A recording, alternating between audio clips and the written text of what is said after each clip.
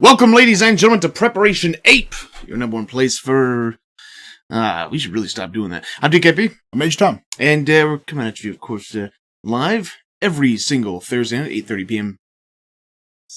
Sort of. Central Standard Time here at twitch.tv/ChainsawApe. How you doing? I'm good. Trying to get all the episodes to put them on YouTube, because we have really dropped the ball on that. Trying to get all the episodes, get everything organized. So I'm going back and watching like the last 15 episodes recently, and there's an episode where you do the your number one place for, and I was like, you know what, you really need to just get rid of this. I just need to end it. It just needs to end. It never goes anywhere. It just needs to end. It's legit habit. Your response, your reaction was way to call me out like that, fucker, or something like that. And I was like, that's perfect. Perfect. I mean, you do that a lot. You do man. A lot. Yep. What's up, babies? Ooh, my AIDS monkeys. Ooh. Better believe it, baby. So, what do we got on the Res Docs tonight? What are we doing? This one is kind of interesting because I don't have like a chapter where it breaks down everything. Like where it's like, here's all the different things we're talking about. Because it's one overall theme that we're talking about, but includes a lot of old themes. What we're doing is, we're doing the 2016 Ape In review year. Yeah. Ape In review? Year in review? Ape In review? However you want it. Yeah. So, what we're going to be doing is we're going to be talking about the some of the biggest news stories or some of the most noteworthy moments of what separates 2016 from other gaming years. It may be something that happened this year that hasn't happened in years past. It may be something that normally happens. Will be Trump's gaming year. Get it? No, I don't. I don't like it. So it may be something that happened this year that goes on way too long. Something that happened this year that didn't happen in previous years, or something that didn't happen this year that normally happens. So it's just kind of different news events, different things that are going on. You got to keep emailing. You got to keep emailing separated. I don't know what that means. The year's greatest fucking disappointment. Whoa, bro. I don't know about the year's greatest fucking disappointment. We do need to make sure we have a category for the end of the year where we talk about the biggest disappointment. Oh, you better believe it. I mean, we already know what it's going to be, but we'll get it out there. Shit, you give me an entire prep ape over disappointments, I'll make an entire one. You can go on a It'll rant. be 90% Nintendo. You can go on a rant. Yeah, no, I don't do that. Anything that you see that might be confused with what we refer to as rants, it's just like kind of a chemical reaction that happens when my ass gets chapped. Oh, okay. So a rant. No. It's not that. It's anything but that. Okay. Move on. Fair enough. So let's go ahead and go into the main slide where we talk about what we've already talked about. All right. We didn't start the fire. I mean, Reggie didn't start that fire. No, he didn't. 2016. That's good. Do you like that picture of Reggie? I like every picture. It's not as good as just his face. Yeah. The one where he's just... It just sums up so much, though. It's just this one look that's like... So why exactly did you make Star Fox motion control movement? Why is Super Mario Run always online? Why did you only print manufacture 3 NES classics? It really is. I mean, it could not be more perfect. Yeah. So sums up the year nicely. It sums up Nintendo perfectly. Have you been playing anything lately? Me? Yeah, I know that we had a prep ape on Monday, but have you been playing anything since Monday? Yeah. Doing any gaming? Fallout still. Okay. And played a little bit of Doom last night. Yeah, I saw you. Still a pisser. Still great. I haven't played anything since you and I last chatted. Since I chatted with you guys, Jay Diggs has been playing through Zelda on stream though. Yeah, and I can tell that she's not enjoying it as much as she would like to. It's not that she's not enjoying it; she's enjoying it, but the controls and things like that are so like antiquated because it was such a unique and novel idea in 1998. But the controls are like giving her a lot of frustration. Where there's like a platform or like a small bridge that you have to run across, and she'll where you just have to run straight across it, but she'll just jump off the side. Like a lot of moments. What controller are you guys using? We're using the Wii U Pro controller, and we're playing the Virtual Console version. That's the 64 one. Okay.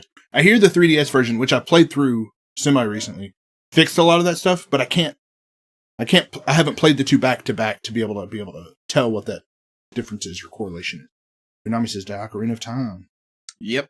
Yes, sir. So, I need to Facebook out that we're streaming. Isn't that kind of a bummer? It is. When it's like, you finally get someone to play a game that you've wanted them to play. Yeah. And they don't enjoy it as much as you would like for them to enjoy it.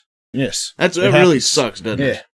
Yeah. No, it sucks. Like, it's the, it's one of those tales that just kind of goes under the radar, you know? Well, I don't know what you're talking about. That didn't make sense. It's just one of those tales that's just like under your soul kind of thing. The fuck are you talking about? It's like an Undertale, so to speak. What the hell is an Undertale? Like I played the game, which is great. Yeah, but it was good. Yeah. Why don't you finish up Facebooking that out there? Huh? Well, I like talking to you about Undertale because I saw your fucking conniving little sentences. I saw your digs. There, and I didn't like them. My tail never goes under the radar, says Kurtzen. Hey. And Bunami says, yeah, kind of like how I want DKP to play Star Ocean that I bought for him, and he never has. Got him. Oh, look at that. Hey, want to be there? Yeah. How do you like them apples? Do you want to introduce our newest guest to Chainsaw Ape? Our new friend? Yeah, Major Tom picked up a cheap soundboard from Walgreens. Yeah. And we're gonna hopefully not ruin it. We're definitely gonna ruin it. We're gonna run those jokes into the ground. I give it a month before people are just like, can you just stop? Yeah, a month worth of Prep Apes. Shit, it might be the end of the stream. We'll right? see, man. Yeah, there's some really fucking there's some alright ones on here, but there's some really bad ones. Like, why would we need this? Like, what if I whipped out my dick? Could you give it a little? Okay, well, never mind. That actually worked. I guess that one is pretty decent. I guess the problem is like some of them just go on really long. Yeah, and it's like I wish there was like a full stop button. Yeah, but $5. You can't really beat that. No, you can't. And it gives us some of the things that we've talked about in the past. Sort of like those DKP rants, says Bunami. He's over there like, oh, I got him. Whoa! It's not for you to touch. I felt it. I heard it. Can you? Sorry, finish this up so we can move I know. on. I can't help it. I'm just having so much fun. Would your dick feel betrayed when the needle stabs us, says Kirsten? Only if the needle was in your mouth. I'll only answer that question and ask Apes anything. Come on. I'm still getting there. All right, we're almost there. And I'm gonna tag you, come on, motherfucker. Don't tag me. I'm tagging you, man. I'm tagging you. It's going on Facebook. All right. Oh, Jesus. All right. So, yes, this episode is going to be all about the year in review. Yep. Ape in review, whatever we want to call it, and some good, some bad. We got Reggie. I don't even know if... No, there's some good stuff here. I was trying to figure... I was feeling like a lot of it was negative, but no, there's good stuff in here. I mean, I think that... some positive I like things. negative things, so... No, I know you love them. Your favorite thing is to most go fun on to rants. talk about. Damn soundboard's going to get old super fast, I think. I don't know you if know it what? will or not. You can... My ass. Oh! Fucking got him. Give me them ribs, don't baby. Don't you fucking see how bad I nailed that motherfucker? Don't you touch my ribs. All right, so I think we should move on, though. Yeah, I'm absolutely We went from 11 viewers to 3, so people are tired of seeing Reggie just sitting here. Maybe. Like, so far, this has described our stream in general tonight. Yeah, they're just dropping out left and right. Dropping out all over the place. All right. You're in reviews, says Idify. Isn't that what he does for a living? You better believe it. So, this slide was going to be way better. And it's pretty good. But we can't go into details as to why. Well, we can. How about we allude to it? No. No? Why would you do that? We're going to keep it mysterious, then. No, we're not. You're not going to be able to. And then everybody's going to be like, what are you talking about? And you're going to have to reveal. So, what this was originally going to be, and I'm not going to reveal. No, go ahead. No, I'm not. Tom was like, well, I want to get a picture that, encapsulates like, hey, here's our audience. Yeah. Right? And, let's just say that, we didn't know if a lot of people would be downs for that. And that's what I was thinking, like, well, but we should do it anyways. But the idea that I had originally, you weren't downs for it. So we decided this was fine. And yeah, like I said, I don't want to give it away, but yeah. Yeah. So we are doing this thing. You want to tell us about this thing? So we're doing the Ape Awards of 2016 in 2 weeks. 2 weeks from tonight. Downs. Explain. See, everybody wants to know. This is what happens. No, you misheard me. We'll tell it on episode 200. How about that? 200? Yep. Episode 200. We'll talk cool. about it. Someone DKP, don't bring us downs. What was the original idea, says Kurt? If you don't know, if you didn't get it yet, then you didn't get it. I'll tell you on episode 200. How subtle of us. So we're doing the Ape Awards. This is like the first big Chainsaw Ape Awards. Last year we just did Game of the Year. We did not do an Ape Awards. We just did what is our game of the year. I love our fucking award shows. Yeah. We had so much fun. Yeah, the E3 awards. Yeah, had so much fun doing that. Knew that we had some time to do it, so we're going to try to turn it into a little bit of a production. We're going to try to. Not saying it's going to be anything worth the shit. I feel like I could do something. Yeah, I'm going to work on everything between now and then to try to get us everything squared away to make it a little bit easier on you to have time to produce all the videos. You won't fucking remember it by episode 200. Well, that's why you got to help me. Set a Google Calendar alert. So we're going to have 5 categories that are community categories. So I want to go ahead and get you guys ahead of those categories now.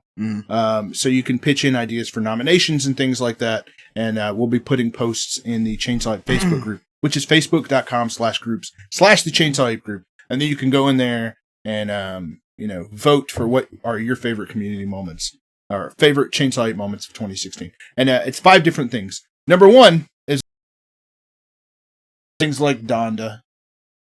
Yep. Things like Overcooked. The Overcooked stream where we all played and were yelling at each other. That was good. Joe C's trying to grandstand for himself here. Dang. That time Joe C came on the stream. I mean, better not have been coming on the stream. Ho-ho! Chet Bicep getting banned in Tabletop Simulator. Chet Bicep existing. Being birthed. Yeah. So there's a lot of really great moments over the last year. So we're gonna have you guys vote on your favorite. We're also gonna do a category for favorite games to watch stream. I mean, you guys have watched us play video games quite a bit over the last year. Everything from Resident Evil to Resident Evil to Resident Evil to Donkey Kong Country to... I forgot Resident Evil Nemesis. To Resident Evil. Somebody did recommend that for one of the moments is like DKP spending 6 hours trying to knife Nemesis. It was 4.5, but who's counting? Except for me.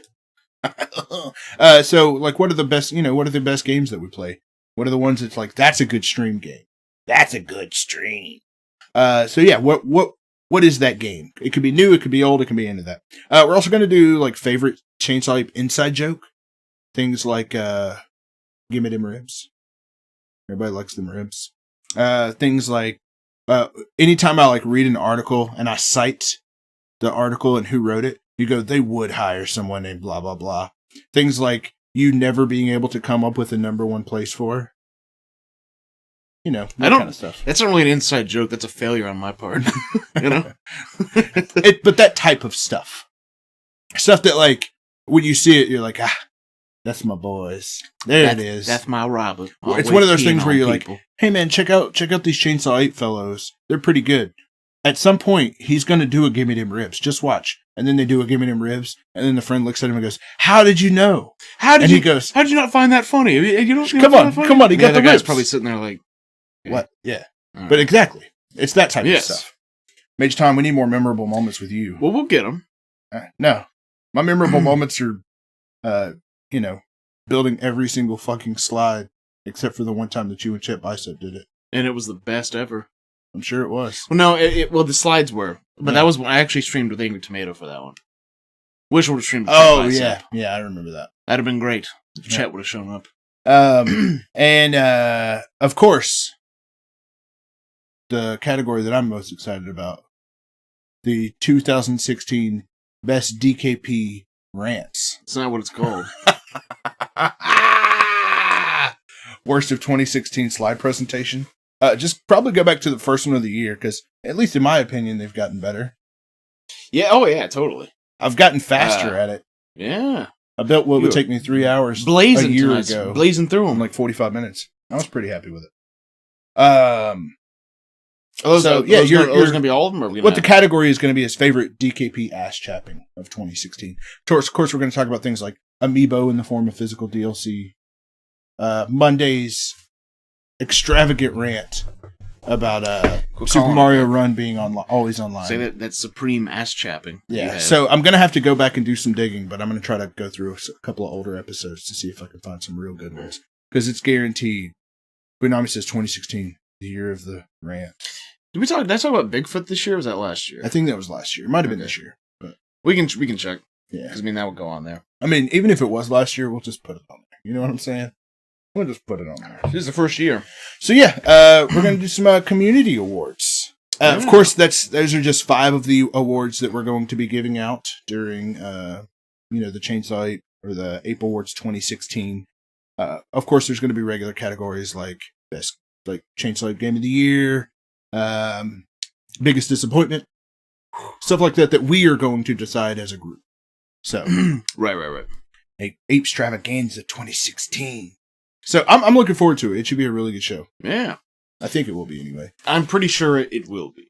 What's going to be interesting is like when we do the community awards and we do the nominees, you're going to have to like go back and find the footage of like all these different types of things.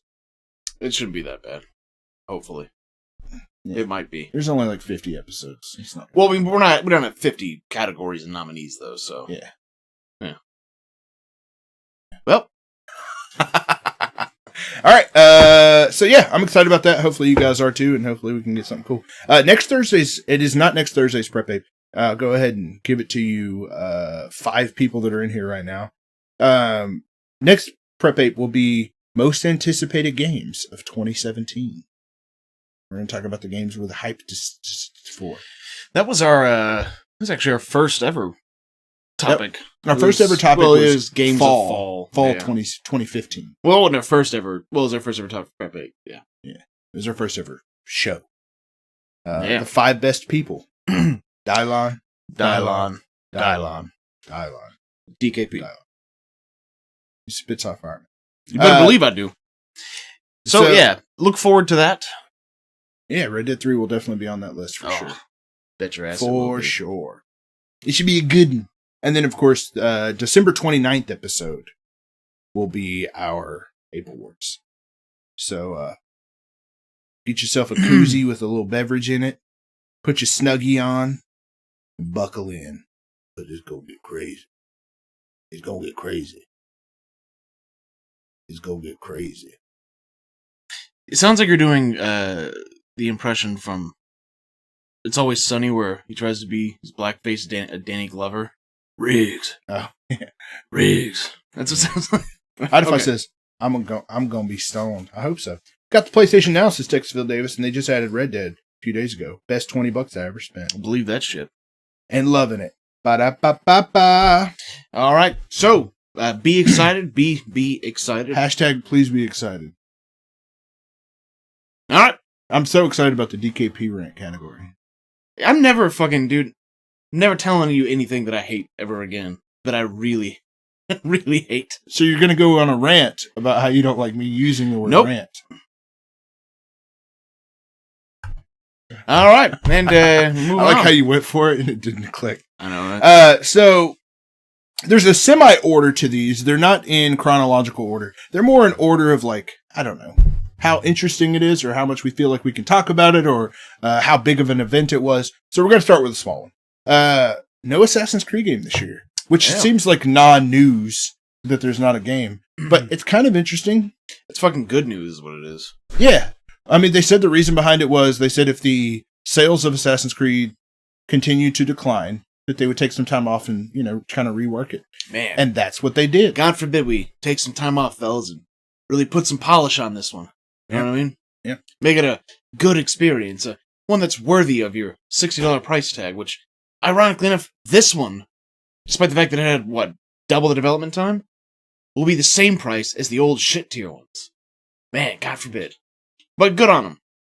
No, I'm really happy with it. And if the rumors are true that it is going to take place in ancient Egypt, that'll be like the oldest that a game has taken place, the oldest time period. So that should be really cool. I'm excited about it. Yeah. I'd say that game really needed a break. Yeah, it did. And of course, we got to talk about the movie that's coming out. I don't want to, but we do. We have to address the elephant in the room, so to speak. Yeah. Which is, of course, the piece of shit movie that looks. I got a free ticket to it when I bought the Ezio collection. They're having to give tickets away to this piece of garbage. Yeah, I'm a god. Huh? I'm the god. You know the trailer where it's like Kanye talking about how he's a god. Oh god. Yep. He would, wouldn't he? Yeah.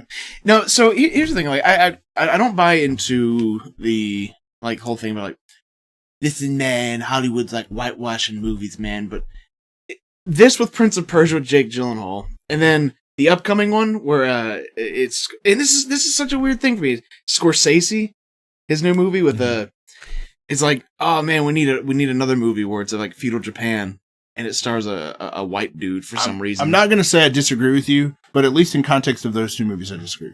Number one, Assassin's Creed, you play as a white guy. Like the Assassin's Creed games, you play as a white guy that travels back. Well, yeah, but like when he's in the Animus, though, like his physical body, sure. But don't you think it would be kind of jarring if they, like, it's him in the Animus playing as that character, but it's like a honey. What I think should happen is there should be a scene. Maybe they just shouldn't have made this movie. That's fair, but there should be a scene where he like looks in the mirror and he looks different. You know what I'm talking about? I mean, I could envision that scene. Yeah. Okay.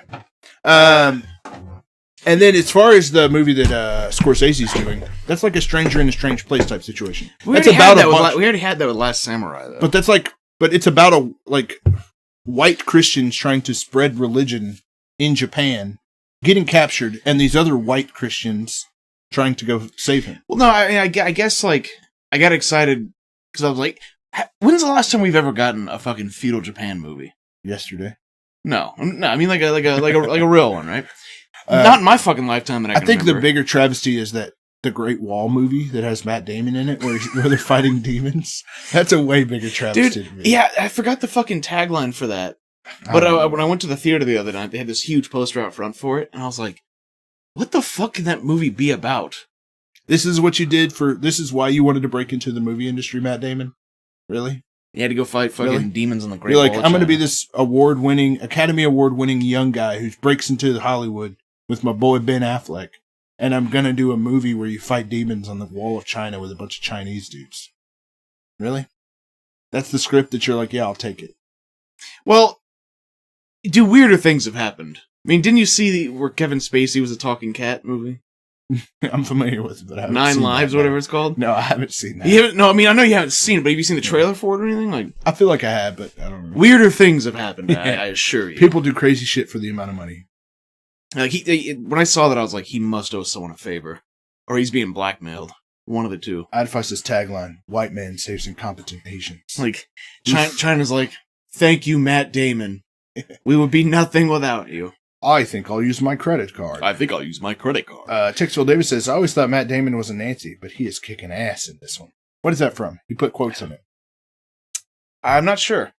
Maybe quoting himself. These are Texville Davis 2016. No, but like, it's like, oh shit, we're getting a feudal Japan movie. This is going to be awesome. I haven't seen one of these. Yeah. Feudal Japan's a fascinating time, right? By Scorsese? Yeah. Oh, and then it's like, then it's Andrew Garfield. You know what this movie needs? Kylo Loren. Andrew Garfield. And Kylo needs Loren. More Andrew Garfield and more that weird, ugly-looking dude from Star Wars who had no business taking that mask off in China. China. 40-year virgins of Texas Davis. That was a movie I watched on my first date with my wife. Really? Yep. I went and saw. I took VKP to see The Phantom. Remember that? Like at Alamo or something? No. On our first date. Like, The Phantom? Yeah, the one with Sam Jackson when he wears like the Nazi uniform and all that shit. Oh no, I'm not familiar with that one. It's the one that looks like Sin City. Like the art style. Oh. Yeah. Is that called that's called The Spirit. Whoops. Yep. Well, it was that one. And The Phantom is the one from like the 90s. Go ahead and hit that bottom right one for me real quick. No. Yes, hit the bottom right one. No, I'm hitting this one. Hooray me. Not hooray. What more movies need is Andrew Garfield without weapons. Yeah. Dude, didn't you see Jason Bourne? I did. I'm not a Jason Bourne fan. I never got into it. I don't know. It's kind of one of these things where it's like Impossible. it's like I never got into that either. John Wick or bust, baby. You better believe it. Yep. You're gonna have an action movie star. I like James Bond, but James Bond like goes from good movies to shit movies. You can never get into James Bond. I like some of his stuff. I think that if I went back and watched the Connery ones, I might have more fun with them. Yeah. Just because it's Connery just being a hunk of garbage, basically, which would be right up my alley, right? Yeah. But yeah. So yeah, that's that kind of got derailed a little bit, but that's all right. Absolutely, conversational podcast / talk show. All right, so you got anything else on No Assassin's Creed this year? I'm excited about the new one though. I'm definitely going to buy it day one. So, well, whatever they announce it. Next Generation 0.5. So I think one of the big things that happened this year, nickel and dime generation. What? The nickel and diming of this console. Ironic that it kind of looks like a little nickel up there. Hey. So this generation, we started hearing about it as early as like February. That this year or sometime soon, we're going to get new versions of the Xbox One and PlayStation that were more powerful. Now, granted, we still haven't seen the Scorpio yet, which is supposed to be even the most powerful gaming console ever made, is what Phil Spencer said about it. Which is, I mean, cool. Like, don't get me wrong, I want a Scorpio. I didn't get an S because I'm going to get a Scorpio when it comes out. And we got the PS4 Pro, which is, a little bit more powerful. I think the more I look at it, the more I don't like the way it looks out. Dude, like, that cheeseburger? No, it's like that we turned it into a Whopper. Like, we put the extra bread in the middle. You think this PS4 is better? Wait till we add an extra layer to it. Ooh. You got a double bread there. I really want them to release a white one.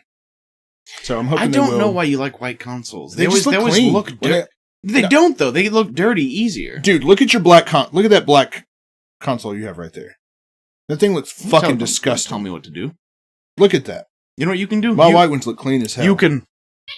My grits. So the Kiss. How'd you like that? There's a lot of great sounds on that little soundboard, but they're all so fucking long. That's fair. You're like, I'm going to use this one because it's the shortest one. It's my favorite. It's pretty short, you know? Yeah, I don't know. Like, I don't have a Pro. I don't have an S, which is weird because I'm all about all this. I'm semi-hesitant. It's not that I'm going to avoid them, but they're both 4K supported consoles. I don't have a 4K TV yet, so they don't really make a lot of sense for me right now. Excuse me. I'd if I said that was pretty stupid. Should have added a different design to the PS4 GoPro. They did. They added an extra PS4 GoPro. I have a white Destiny limited edition PS4 sitting on my shelf right now since Expo Days. Yeah, that's the one I have too. It looks great. I mean, it's just like your opinion, man. You know what I'm saying? Killed it. Hit the laugh track for me. Is there one? Yeah. I know there's an applause. There's a face smiling. Dude, there's 3 faces that are like smiling. The one that looks like a laugh.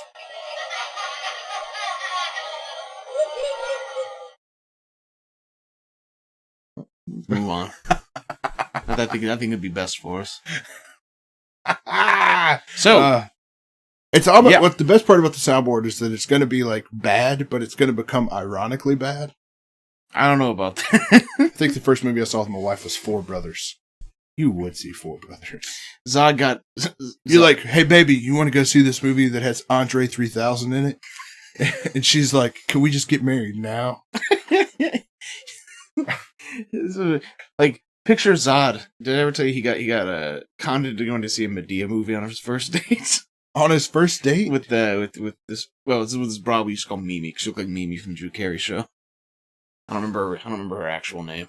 So she looked like Medea. No, she didn't look like Medea. I'm not sure who you're thinking of. No, I know who Mimi is. She's got blonde hair. Yeah, a little on the chunky side. Yes. Also a little bit lighter complexion than. Yeah. If you know what I mean. If I said in reference to his wife watching a movie with Andre 3000, she was like, "Hey, I'm hating this episode so far. I'm not having fun. You're not having fun? I'm kidding. No, he's not. You can hear the undertones of truth in it. It's like, this is just not a fun episode. No, I'm just Alright, fuck it, we gotta keep this going, man. Shit. We're getting derailed way too easy tonight. You got to get derailed. Tixville Davis says, I ain't married, but I once took a date to opening night of House of a Thousand Corpses. That relationship did not last long. I mean, especially if she liked that movie. It's like, Yeah. listen, so we can't do this anymore. So, there's been a big kerfuffle about these next-gen 0.5 consoles. Yep. Are they going to ruin, am I going to be able to play my old games on it? Or will there be games exclusive to it? Will it do enough to matter? Or will it do so much that it actually ruins previous stuff? Or it's like, hey, your PlayStation 4 game looks great, but it looks like shit compared to the PlayStation 4 Pro version. Ooh. So there's a lot of just kind of I don't know, confusion or conversation about it. So. If I got to choose what happened, I hope that these fail miserably. I'm going to tell you why. I do not, because if these do well, then you can expect every single fucking generation of anything that we're going to get one, and then a little bit after, it's going to be like, but if you want the real experience, buy it all over it again. And I don't want that to be to set the precedent where that's going to happen every fucking time. It is going to happen every time. Well, I hope these fail horribly, and that it doesn't. Well, I'm just going to go ahead and let you know they haven't failed horribly. Well, the PlayStation 4... I hope they fail horribly. The Xbox One S was the best-selling console for 3 months in a row, which was the first 3 month in a row time that it beat PlayStation, all thanks to the Xbox One S. And then as soon as the month that the PlayStation 4 Pro came out, it became the best-selling console of the month that it was released in, pushing PlayStation over 50 million units sold, which makes it the 12th best-selling console of all time, considering it's only in its third year. It goes on so long. Oh, man. Okay. I was going to argue with you, DKP, but your logic makes sense. I know. I mean, it's one of those things where it's like, hey, this is kind of neat, but I see them using this for non-consumer friendly ways to make more money in the future. that it's not going to be as beneficial as they're going to market it for the consumer. Yes, and I agree. And they've already sorry. The PlayStation 4 Pro if you don't have the right TV and you don't use the right settings, because with PlayStation 4 Pro games they have all these fucking settings. It's like a PC now, to where it's you can do high frame rate versus high graphical fidelity. You can kind of pick and choose what kind of features you want to use, which may sound great for if you're a PC player, but if you're a console player, and especially in the way that it works out, is it a lot of times causes more problems. So there are games that you can play on PS4 Pro that have more problems than they do in the regular PS4 because they have all these settings you can alter, which is terrible and unfortunate. That's also really dumb too, because the reason why more problems happen on PC is because different hardware configurations. Right? There's no way you can test for every single one. You know what the hardware is gonna be in this. Yeah. So if there's still fucking problems, with that sort of shit, even though you're only having to designate towards one set of hardware. 2 sets of hardware. I mean, 1 set of hardware, but with 2 different configurations. Let's just assume it's a PS exclusive, right? Yeah. 1 set of hardware. Then something's fucked up. Yeah. That's really and we're still buying and purchasing these consoles. Tixville Davis says, they keep saying every game will play on both. But I have a feeling they're going to make up 0.5 exclusives to force people to buy the latest gen.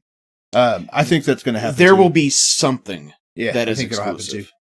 Or I know they're saying it's not going to, but I think it's inevitable. Or there is the kind of conspiracy with iPhones where it's they keep pushing updates. Yeah. Which eventually makes, if you have an old gen iPhone, the updates make it to where it performs shittier. Yeah. To the point where I can't even use this anymore, so you buy a new one. Not saying that they would do that. I really hope what this allows for is forever backwards compatibility to this current generation of consoles. The next Xbox beyond the Scorpio also plays Xbox One games. And the next version of PlayStation, because they're just continuing to iterate off that architecture. But dude, man, what they have shown is that they do not give that much of a shit about making cheap, viable solutions to play your old games.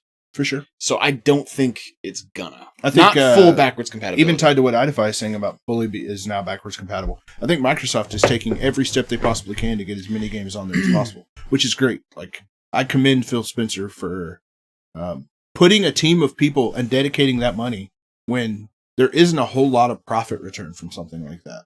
It's just a very consumer-friendly approach. I think you underestimate the amount of profit return that will come back. I think that there will be some, but I think that there is not as much as there could be based on the amount of work that they have to put in to make it work. Well, that's what I mean. If you're doing it by the per game sort of scenario, which is a fucking idiotic way to approach it. But like that's, I guess, like from ground up decision, like you already fucked up, you fucked up. But if it wasn't like that and it just played everything and you could resell them on the store, no, you would make tons of fucking money. And I think that there's two things that I think that they've handled that have made their backwards compatibility so successful. To kind of piggyback off of what Idify's saying, the backwards compatibility is played by at least 50% of its Xbox owners. Makes perfect sense to me. And there's two main reasons for that. Number one, your Xbox digital library that you had on the Xbox 360 automatically appears in your Xbox One library as those games become backwards compatible. So if you have an Xbox One and you go into your digital library, it will show every Xbox 360 digital game that's backwards compatible available in that list. So it automatically connects you and says, oh, I haven't played this particular game in 5-6 years, or I loved playing this particular game, and now it's right here in my library. I just have to hit download. It's not like one of those things where you're like, oh, I have to go get the disc and put it in. Like their ability to show the digital library. Granted, you can do that disc thing as well, but showing that digital library, I think that's a huge win for them. The second thing being, don't you mess with me right now. The second thing being that the way they do Xbox Games for Gold, where they give you free games for being subscribed to Xbox Gold, they give you Xbox One and Xbox 360 games. But as soon as the S came out, every Xbox One or every Xbox 360 game that they give away for free on Xbox Games for Gold has to be backwards compatible. So that means when you're getting those free games, you're getting backwards compatible Xbox 360 games. So I think that's a huge consumer-focused, very friendly approach to the situation. So what you're saying is Microsoft significantly for that. So what you're saying is they don't force you to repay for games that you bought on Xbox? They don't. Nope. Huh. I mean, who would do that though, right? Who's dumb enough to people who spend $250 million on Gaikai? It's Gaikai. A cloud streaming service. Why don't you actually do some fucking video game The fact that I don't know what fucking Gaikai is? Yeah. That means you didn't watch the PlayStation 4 reveal event on February 20th, I wasn't referring to them. Who are you referring to? Nintendo? Yeah. Hey! But no, I do agree with you. Like, that is it's not perfect, but the fact that they're at least fucking working with what they got and trying, and they're trying it in the most convenient way possible. Yeah, I'm with you, guy. Gotta give it to them. Textable Davis says, so are you saying as long as your gamertag owns the game, you do not need the disc? If your gamertag owns the game, what that means is that it as long as you have the digital rights to it, meaning you have the digital version of the game. So if you have a game that you bought digitally on Xbox 360 and it's backwards compatible to Xbox One, it will show up in your library for Xbox One. Yeah, I mean, otherwise, you could just go to Redbox and take it home, register it, and take it back, and can't do that. Like if there was a physical game that I played 10 years ago on Xbox 360 and it showed in my achievements that I had played that game, I can't just go and play that game digitally. I had to have the digital version. So, when I want to address something Idify said, he said, their exclusive games are lacking, in my opinion. And you know what I say to that? Good. Exclusives shouldn't fucking exist, in my opinion. I think Microsoft has awesome exclusives. I don't think exclusives should exist, period. It's just a way to funnel fucking more money to one company. So if they have less exclusives and more just fucking older shit that you love to play, and just the same library of games, that's great. That's a fucking good thing. Absolutely. I don't disagree with you, and we have actually talked about this exact thing in Prep 8 before. But from the business perspective, I completely understand it. There are certain features or things that you... If I had a fucking magic lamp and I could rub it and make a wish, I would say, could I make Tommy never safe from a business perspective? Because, dude, it's always implied. We know, if the money-wise, it makes sense. I get that, but, my job, my role in Chainsaw Ape is to play devil's advocate to the things you say, just like yours is to play devil's advocate to the things I say. I didn't see that in your job description. I mean, it was the basis for how all this got started. That we agreed to disagree on video games. No, sir. Yes. You never said, Yes. I'm gonna be the corporate shill. I am. Okay. As people who run a business. No, but no, I look, I know fully. We have this. I was actually on this last night about how the time we talked about scalpers, and you were like, "Hey, man, it's how they make money, man. People willing to pay for it." I'm like, that's not the fucking point. It's not the fucking point. Nothing to do. But there is a glass half full of a situation like this, and there is an alternative perspective that I want to make sure I'm offering. Well, regardless of where people will line up, I want to make sure that the perspective is a part of what we do. No, I know. I'm just giving you shit, but like, I'm just giving you shit back. Fine. You know what? It's good because you give the whole business perspective. I will be for the people. Oh yeah, that's a good way to spin it. It's the best way to spin it.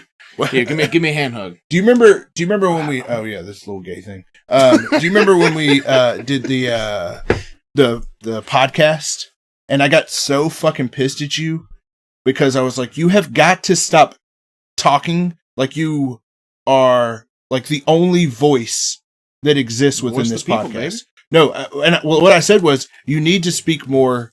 Like I want you to be subjective, but I want you to offer objectivity as well.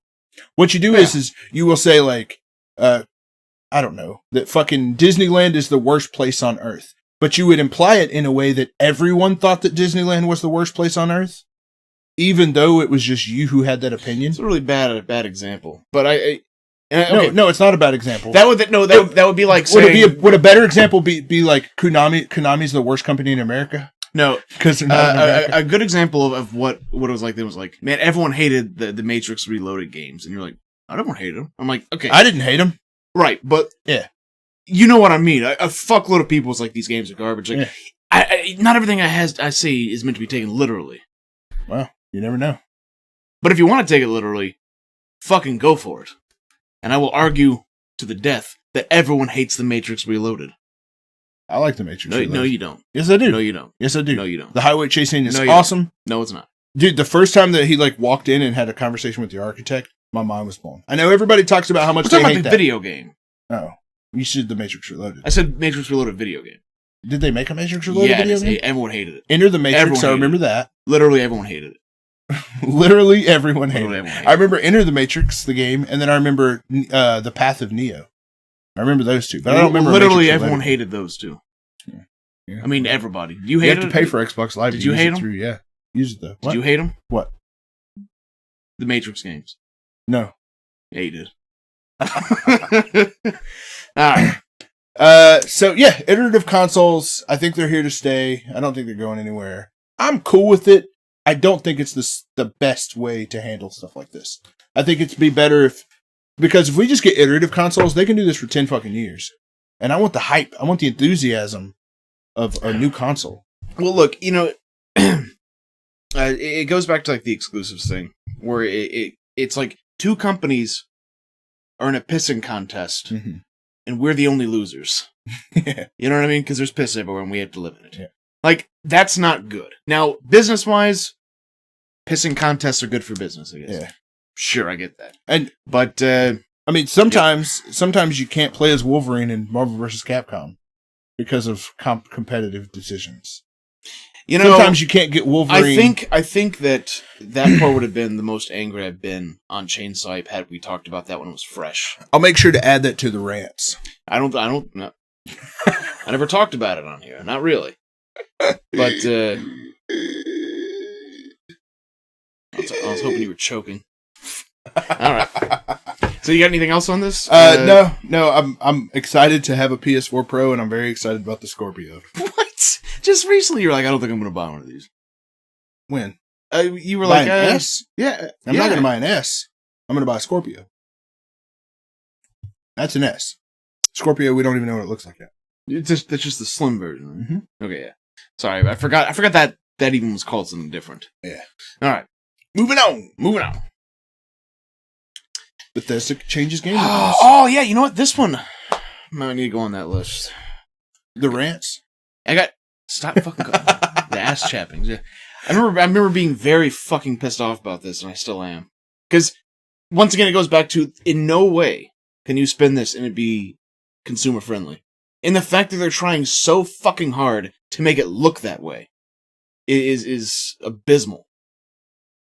It's literally like I disagree with you a lot. I'm not going to disagree with you at all on this. Yeah, it's well, like you're phrasing it right.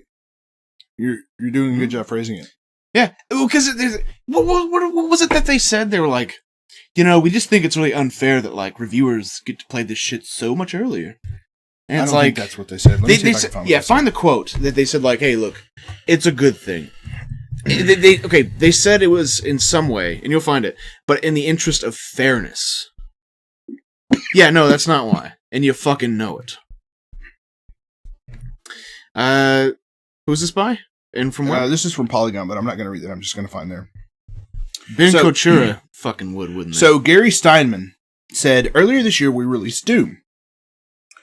We sent review copies to arrive the day before launch, which led to speculation about the quality of the game. Since then, Doom has emerged as a critical and commercial hit. Now it's one of the highest rated shooters of all time.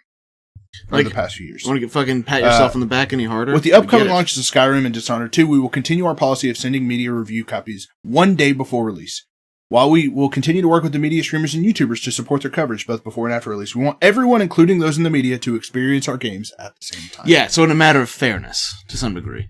We also understand that some of you want to read reviews before you make your decision, and if that's the case, we encourage you to wait for your favorite reviewers to share their thoughts. Don't they want people to play it at the same time? Don't they want that? We want people to play at the same time, but hey, fucking wait.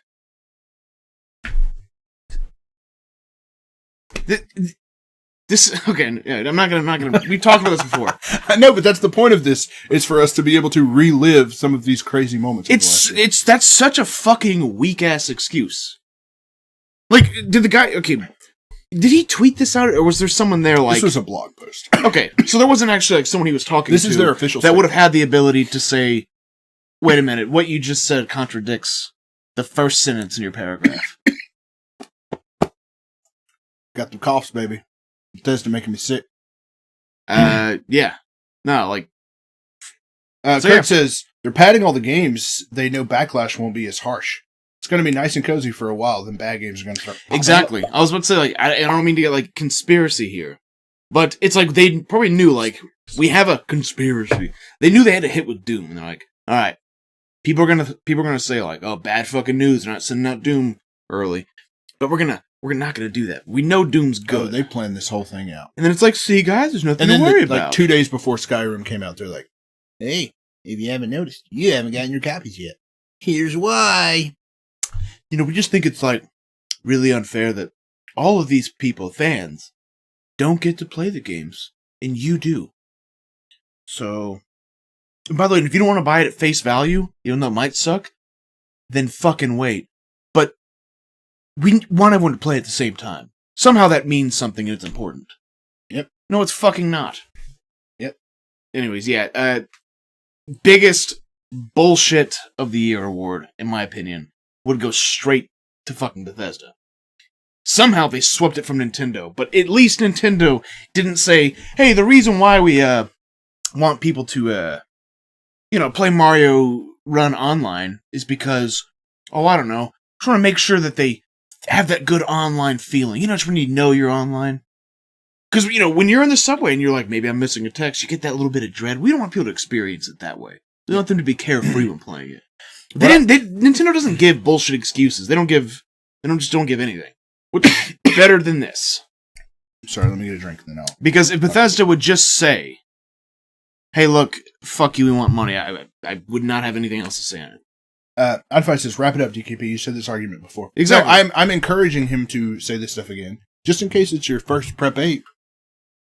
And you want to know what we thought of the entire year. Yep.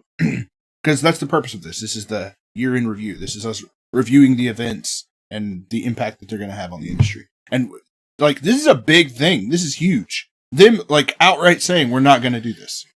And I hate how, like, I feel like Jesse from fucking Breaking Bad when he's like, they can't keep getting away with it. It's big news. And then, you know what? Yeah, I'm fucked for this too. Like, I'm at fault here. I wouldn't even thought about this again unless it was right here. Unless you put it the fuck in here. I did. And it was like, hey, this is a big deal. And then everyone was just like, okay, well, I guess that's the way it is. Yeah. Like, well, it doesn't have I thought about not putting this in here because I'm like, we're not gonna have much to say on it. But you have plenty to say. I think I've made my peace. You made your peace with it? No, I think I've said what I need to say, though. One of the things that I think is interesting about it is how bad it fucks the websites, the gaming websites that like Fucks everybody. I know, Yeah. but no, you've been down that road. Right, I no. want to talk about. I want to offer an additional perspective. Oh yeah, no, how bad it fucks them even worse though. Yeah, because if you think about it, They're not just out $60. no, they're not out $60 at all. They're out like potentially hundreds and hundreds of thousands of dollars. Yeah. Based on the fewer clicks they are getting at the times that they need the clicks. Like it's so important for them to be able to get coverage out there. And we're not talking just like reviews. No, I'm we're with you on talking this. like top 10 things you need to know when going into whatever. Here are the 5 things I wish I knew when I started playing Dishonored 2. We're not going to get something like that because they're going to start playing it when everybody else does, so they can't give us that information. The guide is going to take longer for people that like to use guides. Like the, I don't know, best chicken deaths in Skyrim. That video is going to, the graphics comparison of Xbox One versus PC versus all of these videos that they create and have ready for launch of the game, they cannot have that stuff ready. So it's not just the review clicks. It's clicks on previews, on features, on guides, on like so much stuff that the game reviewers are not getting that they normally would get. To make matters worse for them, they can't retaliate. They can't do anything about this. They can say like, fuck you, we're not going to review your game, but that would only hurt them. They could say we're going to give your game a lower score, but then that would hurt them as well because it would make it look like they're just like, I don't know, not giving us what we want, which is a fair and honest review of the game, a critique of the game. Mm. So it fucking sucks to be those guys that you and I eventually hope to become, that have the opportunity to do stuff like this. Moves like this, like, push us back. It set us back, man. It's heartbreaking. I don't know about how I'm not sad about this all. I'm angry. No. Okay. You know, I wonder too, like, and I hope this isn't a situation. Okay, I'm not going to make that comparison.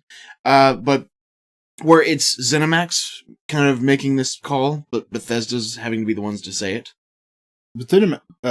Bethesda's the big dogs in this. Oh, never mind then. I thought ZeniMax owned Bethesda. I think it's the opposite. You sure? I don't know. You Googling it right now, Tasty? Well, then never mind. I'll Google it real quick. We'll find out. Who owns Bethesda?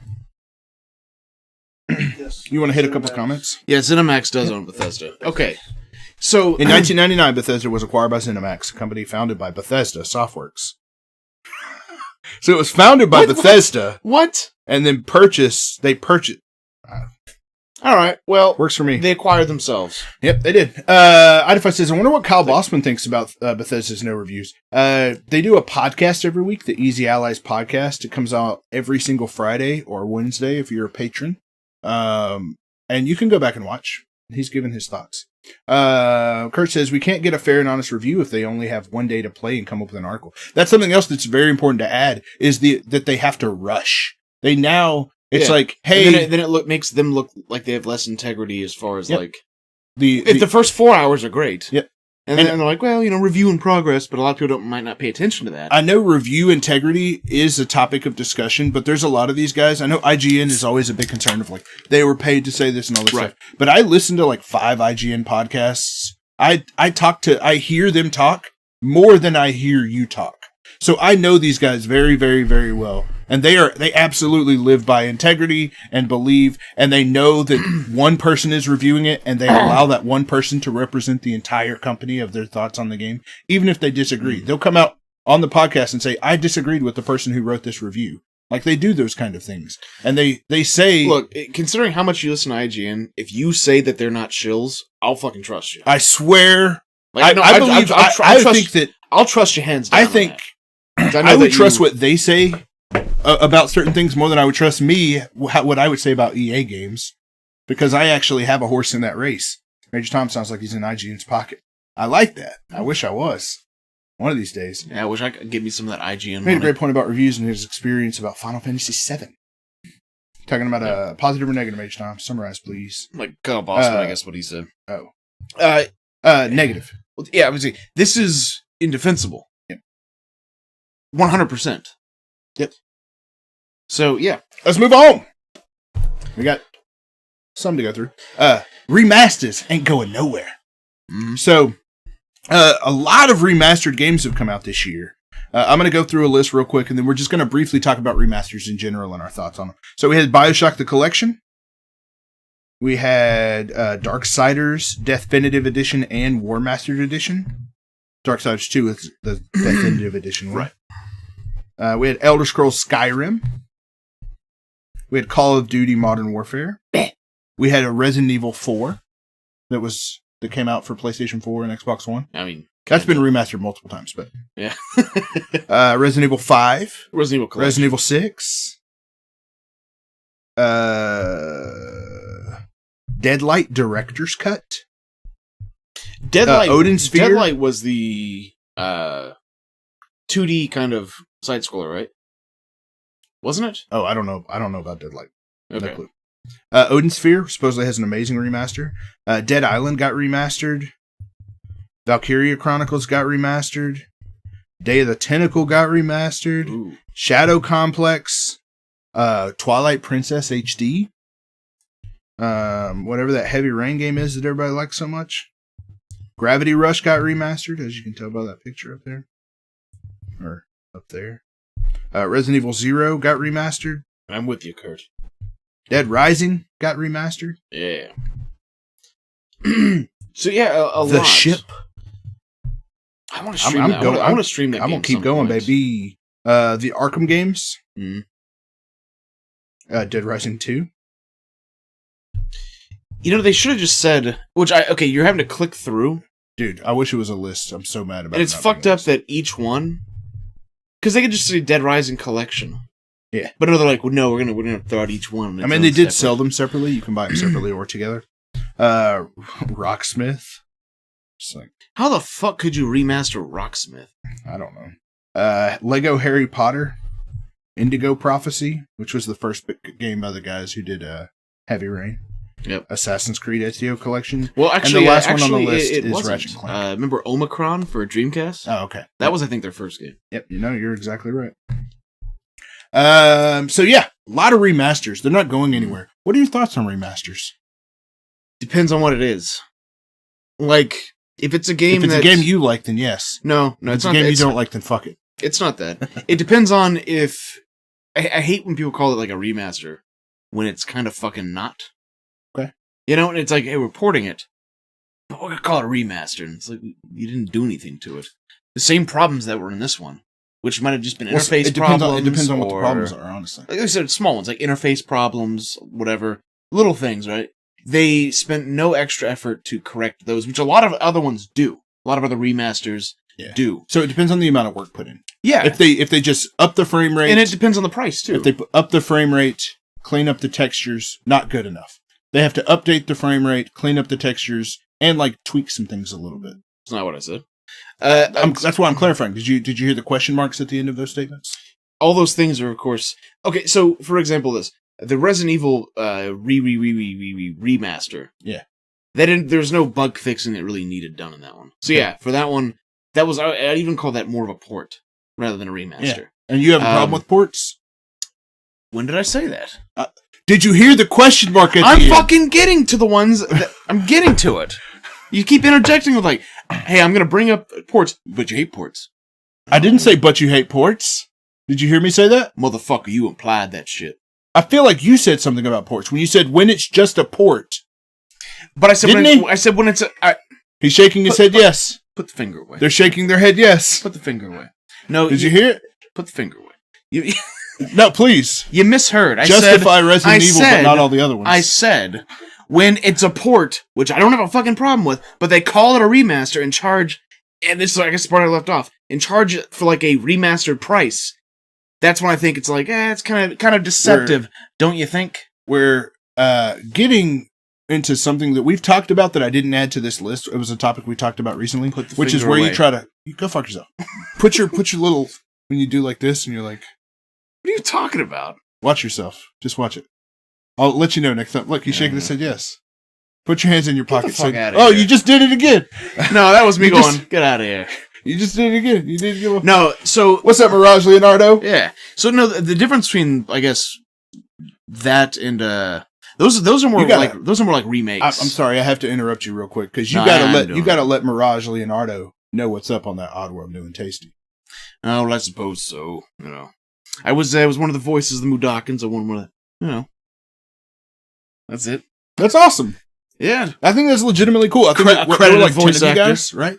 Yeah, I think there's 10. So how did that work? They like put out a casting call or whatever, and they're like, send us some sound files of what you would sound like as a Mudokon. Mm-hmm. Can you give us a little bit? I know it was edited. I know it was altered. Well, it was funny because when they did it originally, we sent them in, and then they sent back a list of lines like that you need to read. Yeah. And they're like, okay, we should have clarified, like, we need you to read them lower and slower because we're going to speed them up to make it sound like Mudokonized. And I was like, oh, okay. But basically the way that it kind of sounded was like, hey, Abe, how you doing? Time to get to work. All right, let's go, Abe. Was that some of the lines you had? Something like that, yeah. I'm proud of you. Thanks, sweetie. Yeah. You should be proud. That's fucking awesome. You're a big Oddworld fan. So, Mirage Leonardo. I think that he would agree that that was a good remaster. Yeah. Man, I want that Snake game from your Sony experience. Right? That game looks dope. He also does voice for Rick and Morty. Nope. He doesn't... Whatever. I don't do We'll leave that. I've done You have great Rick and Morty impressions. I'm going to leave it at that because I know if I ask you to do them, you're not going to do them. So... We're going to move on, man. No, I don't want to move on yet because I want to talk about something that you've brought up 2 times. Okay. And after 2 times, I have to speak up. When you equate something with a video game to what it is worth, when you put a price tag on it and you say that X game is worth X amount, that shit drives me nuts. Not you personally. No. When I say, I'm saying you as like a collective. When people say like, this game is worth $60 or this game is worth $20 or at this price, I think that it only matters when you can determine a new launch game based on the price of it. No, I think context for this is important though. So on PS3, right? They actually had the large backwards compatibility list for PS1 games, all at $8.99. Yeah. Now let's say you take Final Fantasy VII, right? And Final Fantasy VII available for $8.99, PlayStation Network, right, PS3. You simply port it over to PS4, and you charge. Would you think it's okay to charge $60 for that? No. Okay, because there's context for what that's what I mean. It's not just like if you're talking about new games. Yeah, I get your argument with that. And I think you're completely right as far as like. I don't think I would the agree with orders you. were, but that's not what we're talking about. We're talking about like cool. re-releases. Yeah, and that's why I say like if the price, you can do nothing but port it. And if the price is right, and by that I mean it's not like $40, $50 fucking dollars, then fine. Like what about like Skyrim remastered that came out? That was $60. Came with all the DLC, but it's a 5-year-old game that had some prettiness to it. I mean, what if we just spank it and wank it? I don't think it's worth that. But if other people did, fine. But you know, I'm not really a Skyrim player. Like, Fallout, sure, but for sure. Mirage Leonardo says, speaking of Oddworld Stranger's Wrath is getting a PlayStation Vita physical copy tomorrow. Yeah, I saw them selling those at PlayStation Experience. I bought one of those. Oh, did you? Yeah, because if you bought them at PSX, then you got like a limited blue case that they only made 1,000 of, and they're going to sell some of those tomorrow. This is a limited run games. I'm a big fan of limited run. They print out. Yeah, I got 2 copies of the Oddworld one. Yeah. I was like, Firewatch also comes out physical form tomorrow. Oh, really? PS4, so I'm going to pick that up for show. So yeah, good call up, Mirage. Yeah, and I also got a couple of the collector vinyl soundtracks for Hotline Miami and Undertale. I got from wait, no, never mind. I got those from I Am 8-Bit, I think. Yeah, I Am 8-Bit. Both are great websites. Yes. Yeah. So are you done talking about remasters?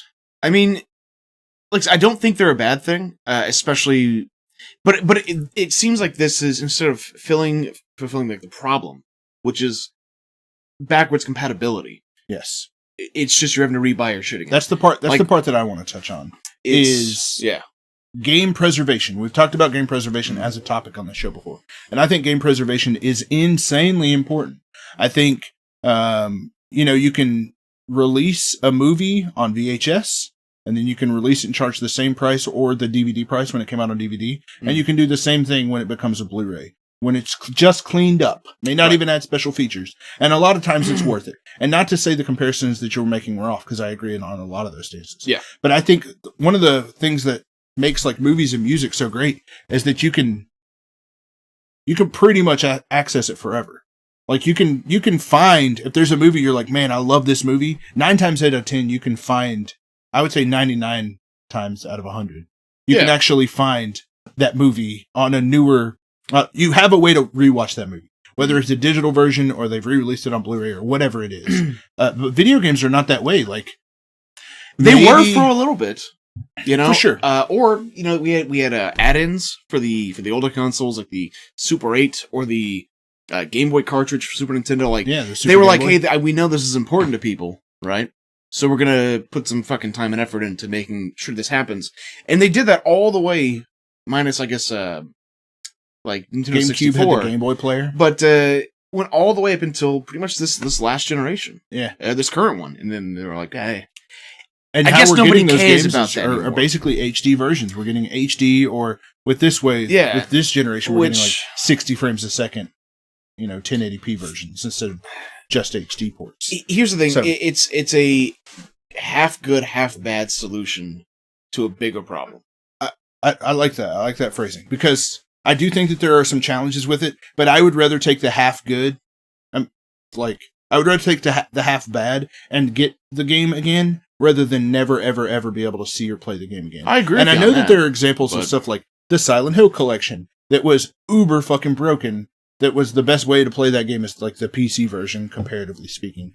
But I would say most of the time, it's great just to be able to get those games again. And in a lot of cases, and I would say in most cases, these are the best versions of these games, which I think is cool. It's great to be able to play something like Darksiders War Master Edition using a PlayStation 4 controller or an Xbox One controller. Like the better controller, because I think both PlayStation and Microsoft did a better job with their controllers. Again, that's not what we're talking about, but I think being able to play it on your current gen console with your current gen controller with a couple of even just small incremental upgrades or updates, I think that's huge and very important for the future. And I encourage, keep bringing the remasters out, even if it's games I don't care about or I'm not interested in. Keep doing it, man. And especially like what we talked about Monday with Capcom, saying that they're gonna go back to their rich history or library of content to bring some newer stuff out. Like if that means I'm getting a HD remaster of Mega Man Legends 1 and 2 with fucking Misadventures of Trombone, you best sign my ass up. You better sign me up. I'll pay $60 for that, no problem. Talking about value, like a collection, I'll pay $60. Yeah, fucking especially considering the game itself, the Misadventures of Trombone is worth like $200 fucking used. Yeah. Onimusha, dude. We don't start listening to all the great Capcom games. Yeah, exactly. But an Onimusha remaster collection, oh my god, I'd lose my mind. Hit a couple of comments real quick. DKP Fallout is just to fill the crap between ESOs. Kappa, hashtag trigger. Skyrim's been the only one I don't like. So I'll be trying out the next one, but Skyrim just didn't do it for me. Kurt says, I don't know why I say ESO when I talk about Elder Scrolls, and I don't think I can ever go back to just say Elder Scrolls. Oh, fucking sorry, man. Or ES. Idify, not for Dead Rising. Man, I wish I would have caught the context of that comment in relation to what we were saying. Mirage Leonardo says, the only problem with digital games is that they've been removing so many good games lately because of the expired license. Games like Scott Pilgrim, X-Men the Arcade, Turtles 2, the arcade game, and more. You're kidding. Yeah. Really? We talked about that a little bit whenever we talked about digital future, like losing physical media in the past. That's what's so interesting. After we've done this 60 times, we're on our 60th episode. When we get to like 500, oh my god, we're just going to be saying the exact same things over and over again. Now I'm sure there will be new shit to talk about. There will be, but we're still going to be going back to the staples of what the fuck is Nintendo doing. Even when I'm so confident about the Switch, which we'll be talking about here in a minute. Because in episode 500 it'll be. So yeah, Bethesda legislated with the U.S. government that reviews for their games are illegal now. So I mean. This is ridiculous. They say it's just unfair to have so many different, vocal opinions about their games that it hurts the other people's gaming experiences. That's probably episode 500. There will be something. Mirage Leonardo says, yeah, I can't buy Scott Pilgrim the game anymore. Huh. Idfa says, Remaster of Dead Rising isn't great because it's missing a fuck ton of DLC. I hear it plays incredibly good. Like, it's the best version in terms of how the game plays. I don't doubt that, but it's kind of like... works better with, like, all the zombies on screen and stuff. But I don't disagree with him. That sucks. But it's probably still better than going back and playing it on your 360. At least in my opinion. When you get to 500, you're going to be in the KGB's pocket? Man, I hope so. Right? I want to be in somebody's pocket. Assuming we're not already. But, hey, man. All right, let's move on, because I don't think we're halfway and we're over an hour in. So fuck. Let's keep on going. So, yeah. Nintendo brought Zelda to E3, announced the game, got a couple of trailers, got some gameplay. They did, like, live demos of that on stage. The only game that you could play at E3, the only booth they had at E3 was The Legend of Zelda Breath of the Wild. Did you imagine that line? I hear it was 4 hours long. Jesus Christ. Yeah. So, and nothing else. They didn't bring anything else. Nothing else, just that. So, it ended up winning tons of Game of Shows everywhere, so it might have been super effective for them. I find it really interesting that they're like, yeah, we're gonna bring one game. A Wii U game that you'll probably be playing on the NX. So. Right. Idfa says ballsy move. I'm not sure that's how it was a ballsy move. I agree. I think it was unintentionally. Kind of in the way that I think it's just Nintendo being Nintendo. And people are like, wow, how that's brave of them. I think... Yeah, I don't think they saw it that way, though. I think that they saw it as their only play. Because the Wii U has been failing for the last several couple years. And they took all of the games that they were working on for Wii U, went ahead and said, no, these aren't Wii U games anymore. These are going to be Switch games, or NX games at the time. These are going to be NX games. So let's focus on Zelda, because we've already talked about Zelda a lot. And, let's move all these other games over. I agree with you. I think their hand was forced, so to speak, to push it this way. But I still think it was a bit ballsy. It was a risk of doing it this way. I remember going in, everybody was like, what the fuck is Nintendo doing? Probably including us. And I think it paid off for them. Like I said, walked out of there. They got so many Game of Show awards from people. Not from me. That was the moment that I started. We should just start fucking calling the NX the Zelda machine at this point. Don't you think? The NX? Yeah. Why? That's basically what it is. No, it's not. I mean, I'm more excited to play the new Mario than the new Zelda on it. I'll wait till that shit's revealed. I mean, by the way, thanks for the follow-up, Raj. Yeah, appreciate it. That 6 seconds that I saw of Mario, way better than any Zelda footage I've seen. Yeah, no, I'll agree with and I'm a bigger Zelda fan than Mario. But it really is. It's like, hey guys, we got this new console coming out. The only real confirmed title, we got Zelda. And just in 2018. Yeah, and in China, and just dates 2018. It's going to be the greatest. People talk to me about the Switch. People come up to me all the time talking about Just Dance, and it's just going to be the greatest. It's going to be great. You can use your hands. You can move around. It's going to be great. Yeah, man. I talked to Kanye. It's really, it feels like this is all they have. Yeah. And it's like, okay, what about, I don't know. I'm really worried kind of for Nintendo, period. Yeah. Yeah. But we will see. They announced 2 indie games for the Switch. Mirage, what we're talking about is we're putting ourselves in context of this moment in time for Nintendo. So what we're saying is oh, are we? I was talking about kind of still now a little bit, but no, you can look online for a list of games that they have announced for it. It's like 15 games that have been announced for the Switch. But why I was calling it NX and why we were talking about... Are they Switch exclusives? Do you know?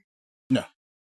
Some of them are. That's kind of important, though. Like, for the console It's the most important. It's way more important than third-party support. Third-party support sucks on Nintendo consoles and always has since the Super Nintendo. Yeah. Except for third-party exclusives. Third-party exclusives are the best. Looking at you, Donkey Kong Country. Oh, we're considering those third-party exclusives? They are. I mean, kinda. I see what you're saying. Yeah. Rare, Nintendo owns the IP. Rare was the developer. Retro Studios for that one. So then, sure. Yeah. Absolutely. I mean, don't get me wrong, Retro is owned by them. But even stuff like GoldenEye, made by Rare. You know what I'm saying? I mean, I don't want to talk about Rare. It made me sad. I know, right? Dude, I know that I'm talking about something that I talked about earlier. I was going back and watching older episodes, and there was a part where you and I were talking about It was if we had a time machine and had the ability to go back and change something that happened in the gaming industry, and mine was to be able to go back and prevent Rare from leaving Nintendo, prevent it from going to Microsoft.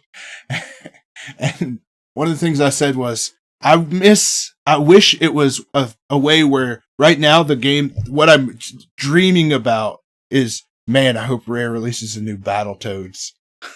As opposed to being like, man, where's the next Diddy Kong Racing? Because if Rare was still owned by Nintendo, we'd be talking about future IPs that they would be working on in context of what they made on 64, as opposed to being like, man, I hope we get Battletoads. Yeah, Jet Force Gemini 2. Yeah. Look how many of those we could have by now. Yep. Instead, we're getting a pirate game, which doesn't look bad, but it doesn't look like Jet Force Gemini 2. Well, I'll tell you what did look bad. Their fucking trailer at E3 for it. All those fake reactions of, wow, I surely do feel like a real pirate now. Arg. Guys, I'm having so much fun. Yeah, I have never had much fun before. Let's go plunder some booty. I've never had this much fun before. Yeah, it's just to kind of move on a little bit, I agree that it was a bit of a ballsy move. It was their only play, and it worked out for them. So that's cool. All right. needs to and then on Onimusha 5 and Devil May Cry 5. Oh I agree. God, fucking agreed. We did have an Onimusha 4. Did you know that? Yeah. It played almost more like Dynasty Warriors, if I remember correctly. So it's like Onimusha in name only. But yeah. Next up. All right. We're not going to talk about this for too long. This is and it's not necessarily that it's huge news per se. It's a year in review, of course. Yeah. So but it's something that has huge popped news. up in like so many prep apes over the year, throughout the year. And the big deal is that Vivendi has been buying shares of Ubisoft stock. And people are concerned that in every month or two, they'd be like, oh, they're up to this percentage of owning Ubisoft. They went from 7% to 10%. They went from 10% to 15%. They went from 15% to 20%. Right now, they own 30%. So 30% of Ubisoft is owned by Vivendi. And at this point, by law, they're allowed to basically say, we want to take ownership of this. And we want to push our way into the board of directors, and we want to own Ubisoft and make all the decisions of Ubisoft's. And you and I have been like, fuck Vivendi. Yeah. The whole idea is that Vivendi is just trying to take them over. Vivendi has done this in the past. They did it with it's never worked out well, I think, and it never works out well. So, not to say that especially when Ubisoft, it's one this big of a company. Yeah, not to say that Ubisoft they is the have greatest E3 game company. presence, Yes. which I mean. That's a fucking small handful. Yep. Yeah, this is not good. From Far Cry to Assassin's Creed to South Park, which they acquired from THQ, to even small indies like Child of Light, they do what they want, and sometimes their stuff doesn't work out, and sometimes it's super fucking amazing. Just think about Steep, man. Steep. I mean, you can't win them all. But yeah, I don't want this to happen, and it's heartbreaking.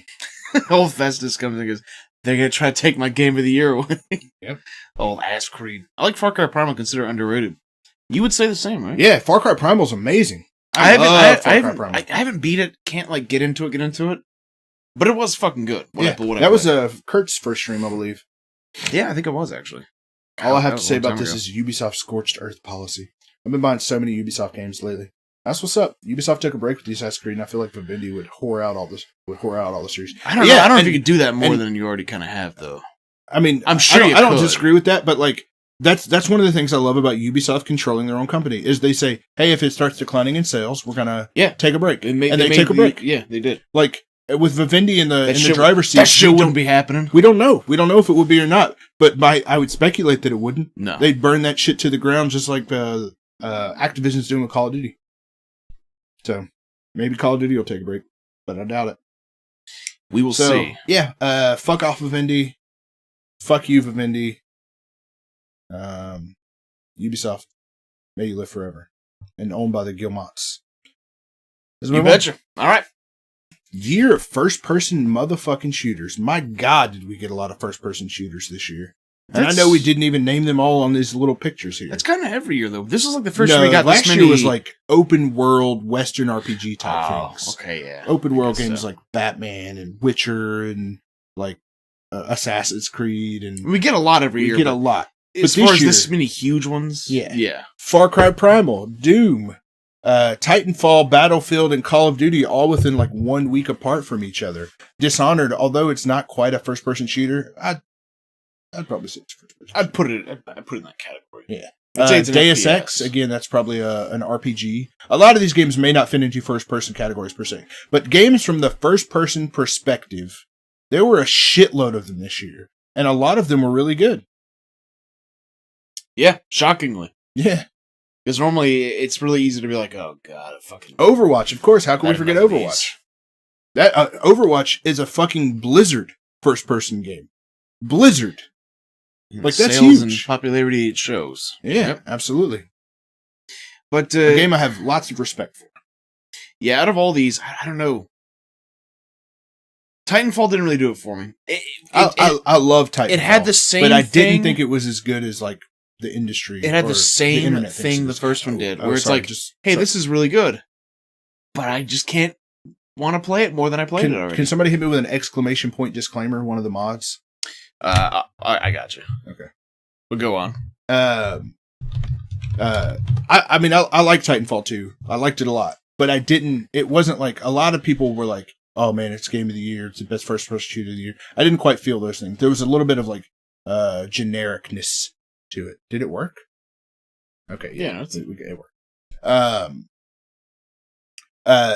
Doom. Still haven't played that yet. I know you really want me to try to play it before we get to the end of the year. I mean, between Last Guardian and Final Fantasy 15, and I still need to finish Infinite Warfare. I don't know if I'll get to it, but I'm going to do my damnedest. Well, I'll tell you this: it's not that long. You could easily do it. Yeah, like I hear it can get up to like 15 hours. Maybe if you want to get like everything, sure. Yeah. But nah, you didn't got to do that. Battlefield 1, again, don't hit us with an exclamation point disclaimer, but exclamation point disclaimer. Battlefield 1, I fucking loved. I loved. I know you and I kind of had some different opinions on the campaign, but to me, it's the best first-person shooter campaign potentially ever. That's because you haven't played Doom.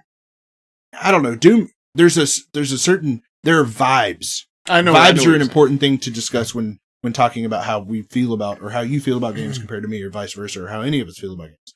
The vibes of Doom, I just like can't grasp or like cling on to. And the vibes, the feelings that I got from Battlefield 1, the connections, the relationships between the characters, and all of the like really short little stories that were like an hour to an hour and a half each. 5 little short campaigns. But I was like connected to the characters by the end of 99% of them, I think, or we'll say 80% of them. The only one I didn't really care for was the last one. The only one I didn't like feel a connection. But there was a basis, and I've talked about this before, but there was a basis for, or at the base of every single one of these campaigns was a relationship. Whether it was the relationship of the tank crew in the first one, or the Australian runner guy and the kid who like looks up to him, or the pilot and the guy that was like his gunner. Like all of these, the relationship that was at the core of these was so compelling. So you could say, probably more accurately for how I think, more to interpret, the best, not the best campaign, but the best like story in a FPS you played potentially ever. I think so. I mean, there's nothing that I can think of right now that I like better, but there's probably is something that I enjoyed better back in the day. Because like I said, Doom doesn't have a good story. Yeah. And that's intentional. Yeah. Like, your character doesn't care what's going on. Well, you're just like mining things from hell, right? Or from Mars. Well, then you get I explained it a couple times last night, but it's like, okay, it's going to take 15 seconds. There is a fleshed out story there. And if you want to read the logs on it, you can do it. But your character that you're playing doesn't give a shit. Yeah. When they're like, hey, you need to be really careful with that theta energy, and then he just breaks it and throws it away. And like, that's like DKP vibes. Okay, if I've you ever fucked heard it, right? Yeah. And like, okay, so Mirage Signaro says, can we talk about For Honor's single player campaign? You have to be always online. We will talk about that, but it will be in our last segment, which is kind of a Q&A thing. We're gonna try to keep this moving. Question if you want to wait till the end and throw a question. But yeah, I would love to talk about that. Also, just two things real quick to add to it. Number one, if you go to facebook.com/group/the Chainsaw Ape group, you can join our community there. We're in that Facebook group and we just chatted up with everybody. We post something in there every week called Ask Apes Anything, and you can post your question in there and we'll answer the question live on the show. If it's something that, depending on what the question is, we do it every single week. So if you have any other cool questions that come up. And then number two, next week's episode of Preparation Ape, which is next Thursday, will be our anticipated, not a list per se, but games of 2017 and our thoughts on them. So next year we're going to start hyping games of 2017. So that might be a good portion to talk about then. Not to say we're not going to talk about it in this episode, but just some more information for someone who's new to us. I didn't really play any new games this year, but I did really enjoy Until Dawn. I played Until Dawn this year as well. I didn't play it last year. And man, I regret not playing it last year because fuck, it's good. It's such a good game. Yeah. That's how I felt about Undertale last year. Like, I think that would have swept my game of the year for last year, but I'm happy I did give it to Witcher 3. Yeah. Which, God, I did not think I was gonna. But we'll talk about this. We'll talk about this in Game of the when we do our Ape Awards. Yeah. Because I'm sure it'll be like, we'll make reference to last year. We'll figure it out. We'll figure something out. Let's look at the comments before we move on here. Yep. Let's see. Titanfall 2 felt too much like Call of Duty. Well, I mean, good reason for that. Yeah. It is from the same dudes. Let's see. If I says shocking how many I actually own, considering I'm not a big fan in that perspective. FPSs, maybe? I think is what you're talking about? Yeah. Let's see. God, context sometimes is such a bitch with this delay. It is, man. It is. Sorry if we missed your comment. There will be one day where there's no delay on Twitch. One day it'll happen. Or one day we'll be so big that we won't even have the ability to read any comments. Yeah, that sounds terrible. It sounds really terrible. It didn't sound good at all. I heard Doom was good. All right, well, since we're not doing personal Game of the Year awards... We are. I mean, that will be my game. That will be my top one of the year, probably. Whoa, probably. Why are you revealing the sausage? I just said that we are going to do those. But it's not going to be done in the way that I think it's going to be.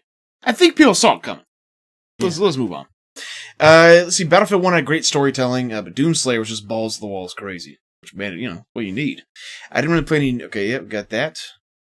Until Dawn was great, though. Identified says your character in Doom was B.J. Blazkowicz Jr. III. I don't think that's true, actually. Now, Commander Keen. I don't know if you ever played that. I'm familiar with that. Was he's the spawn in some way. How many generations? I'm not sure. Of B.J. Blazkowicz. And A Canada, love you. Good night. Later, Ken. Good to see you. And TP Poker says, butt plugs. Tex Whatever says, Tower Deadly Cheers Monsters got to be #1 indie for me this year. I don't think I played that. I don't think I've ever heard of that. I played it. I played it for one of my 52. I thought it was great. It reminded me of a Nintendo 64 game. Hey. Yeah. Oh, you know what? We did talk about that. I remember that now. It's all in one big tower. Yeah. It's a lot of fun. I actually think you'd really enjoy it. Yeah. How's everyone doing soon? Fucking doing, baby. Wunderbar. I named everything Chi-Chi. The Democratic Republic of Chi-Chi. What? I don't get the context of that. I named everything Chi-Chi. I heard Dishonored was really good. Dishonored 2. You enjoy that one? I fucking love Dishonored 2. Did not expect to love it that much. But what did it is the number of different ways you can go through a particular level and achieve the same goal, right? Is really impressive. The kind of single environment, but very dense, like 100 different ways to get through it, sort of play of that game, was very impressive. I know I just said that, but that immersion-wise and also as a gameplay, it's as a gameplay, man. What the fuck is wrong with it? Maybe I'm having a stroke. Excuse me. But did not expect to be that immersed in it, to be that engaged. It was wonderful. Infinite Warfare. I started playing it, wasn't too excited about it. Kind of heard some bad reviews from like IGN and stuff like that. Heard some good ones from a couple of other different people, but played it. Thought the first level was cool. Then I streamed it with you here. Didn't enjoy it at all. Just wasn't enjoying it. Went home, played more of it the next day. Got about halfway through the game the next day, and it was way better. And I think that it's one of those games that I don't enjoy it when I'm streaming. Right.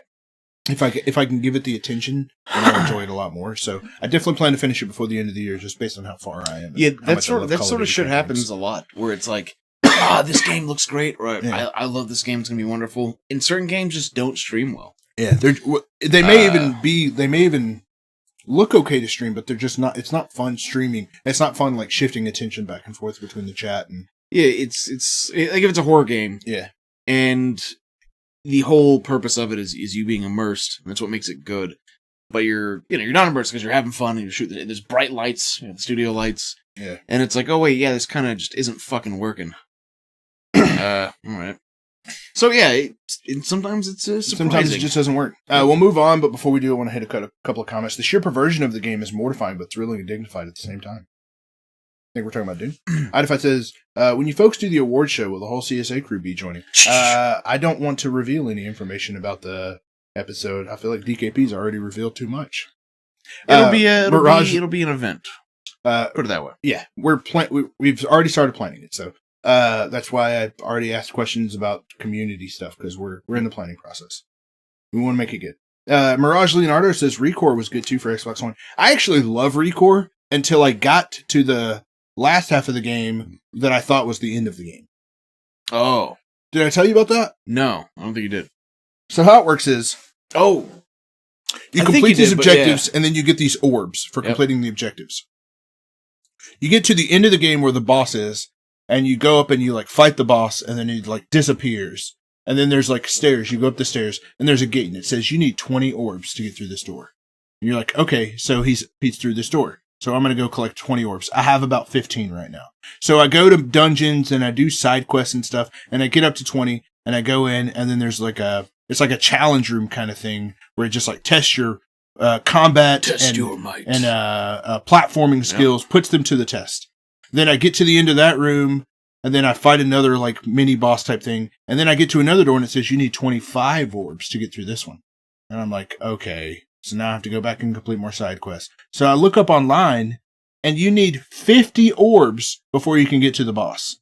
Which means, although I've played through the majority of the game, I have to go back and complete all the side quests, find all the secret dungeons, and do all of that to be able to unlock to get to the point to fight the final boss. Although I'm in the final boss's, like, castle/tower. So, and then I did some research online. They said it takes about 8 hours to do that. I'm about 8 hours into the game. So basically, the game is 16 hours, and half of it is just the final dungeon.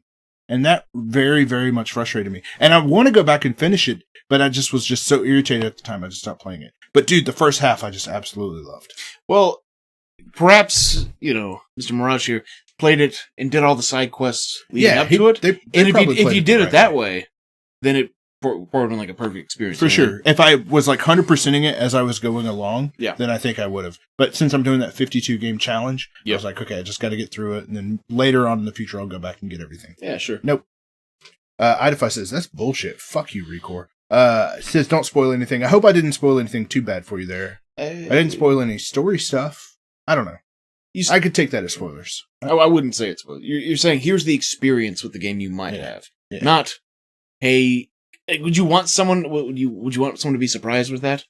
A bad experience, potentially? Like I said, you have to have 50 orbs to get to the final boss, and you have to have 15 to get to his castle, or his, it's not really a castle, but his area. Right. Which is like, you get to him at 15, and you have to triple that, more than triple that, to actually fight him. Which is just like, what the fuck? Are you serious right now? Yeah. So, now you're good. Okay, cool. Thanks. Let's move on. Because we are an hour and 33 minutes in, and I know we have a lot of stuff. All right, this is one that you were like, let's put it close to the top, because I don't feel like we have a lot to say. Especially because you and I didn't play Pokemon Go. But to me, it's not about what the game itself was, but what the game did, what the game accomplished. Like, granted, it was here and it was gone. We talked about it when, like, the week it came out and said it's a fad, it'll be gone, people will quit playing, it won't be a big deal. Whatever. It's not about that. It's about that you can go online and find videos of literally hundreds of people running through a park. Like, there has never been such a large gaming phenomenon that has really, like, realistically hit pretty much everyone on Earth. I mean, every area or region that this game was available in, it was insanely popular. I think it was 50 million downloads. It started very 500 million downloads. Yeah. 500 million downloads. 500 million people downloaded this game. The the PS2, which I think is the best-selling console of all time, sold 150 million. Yeah. This card says dead bodies have been found. Yeah. Yeah. I mean, it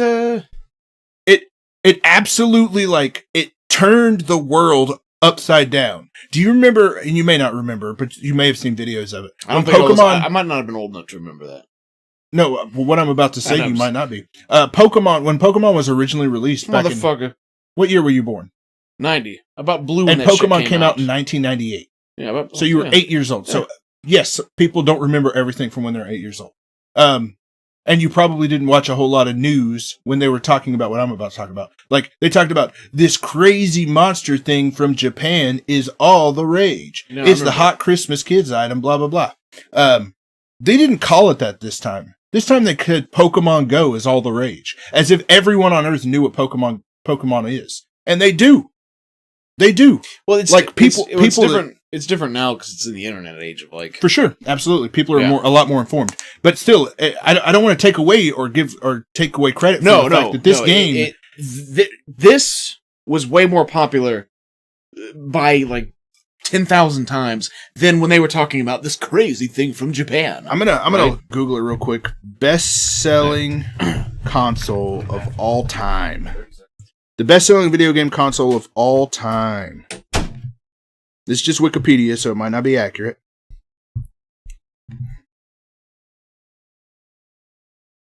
PlayStation 2 that had greater than 155 million units. Over 500 million people downloaded Pokemon Go. More than 3 times what the best-selling console of all time is. There were more people playing this video game than play video games ever. This game was a phenomenon. An absolute phenomenon. And I don't think that I know that we haven't ever gotten anything this huge in the past, and I am very confident we won't have something this successful or popular or insane ever again. As far as 2016 is concerned, I don't think that there is a crazier event than what Pokemon Go is. I think that when you look 10, 20, 30, 40, 50 years into the future at video games, not necessarily but what they become, but when they say, what was the biggest thing that happened in 2016? Pokemon Go and the craze and the fever. That, to me, I think is going to be the most memorable moment of 2016 for gaming. There, said my piece. Said my piece. Now, did I hear you correctly when you said you don't think we'll reach something like this ever again? Yeah. I disagree with you on that. Okay. What do you think it'll be? I don't think we know what it's going to be. But the reason why this was popular to begin with, why it was even achievable, is because everyone has a cell phone, right? There is a potential gaming device in pretty much every single person's hands. Absolutely. Now, that is only rapidly increasing. There will be something else. I think in terms of population, in terms of population, I absolutely think we could reach more than 500,000. If we go percentage-wise, yeah, I think probably not. No, I think in terms of population and just sheer numbers, I don't want to say no. I don't want to give a definitive answer. I mean, there are 8 or 9 billion of us on Earth, and in 100 years there will be 10 times that probably. So yes, in terms of raw numbers, yes, there will be a game that does more numbers. But in terms of population, I don't think we'll ever have a percentage of population. I don't think we'll ever have a bigger event in gaming. This is like what 1/16 of Earth played this game of Earth.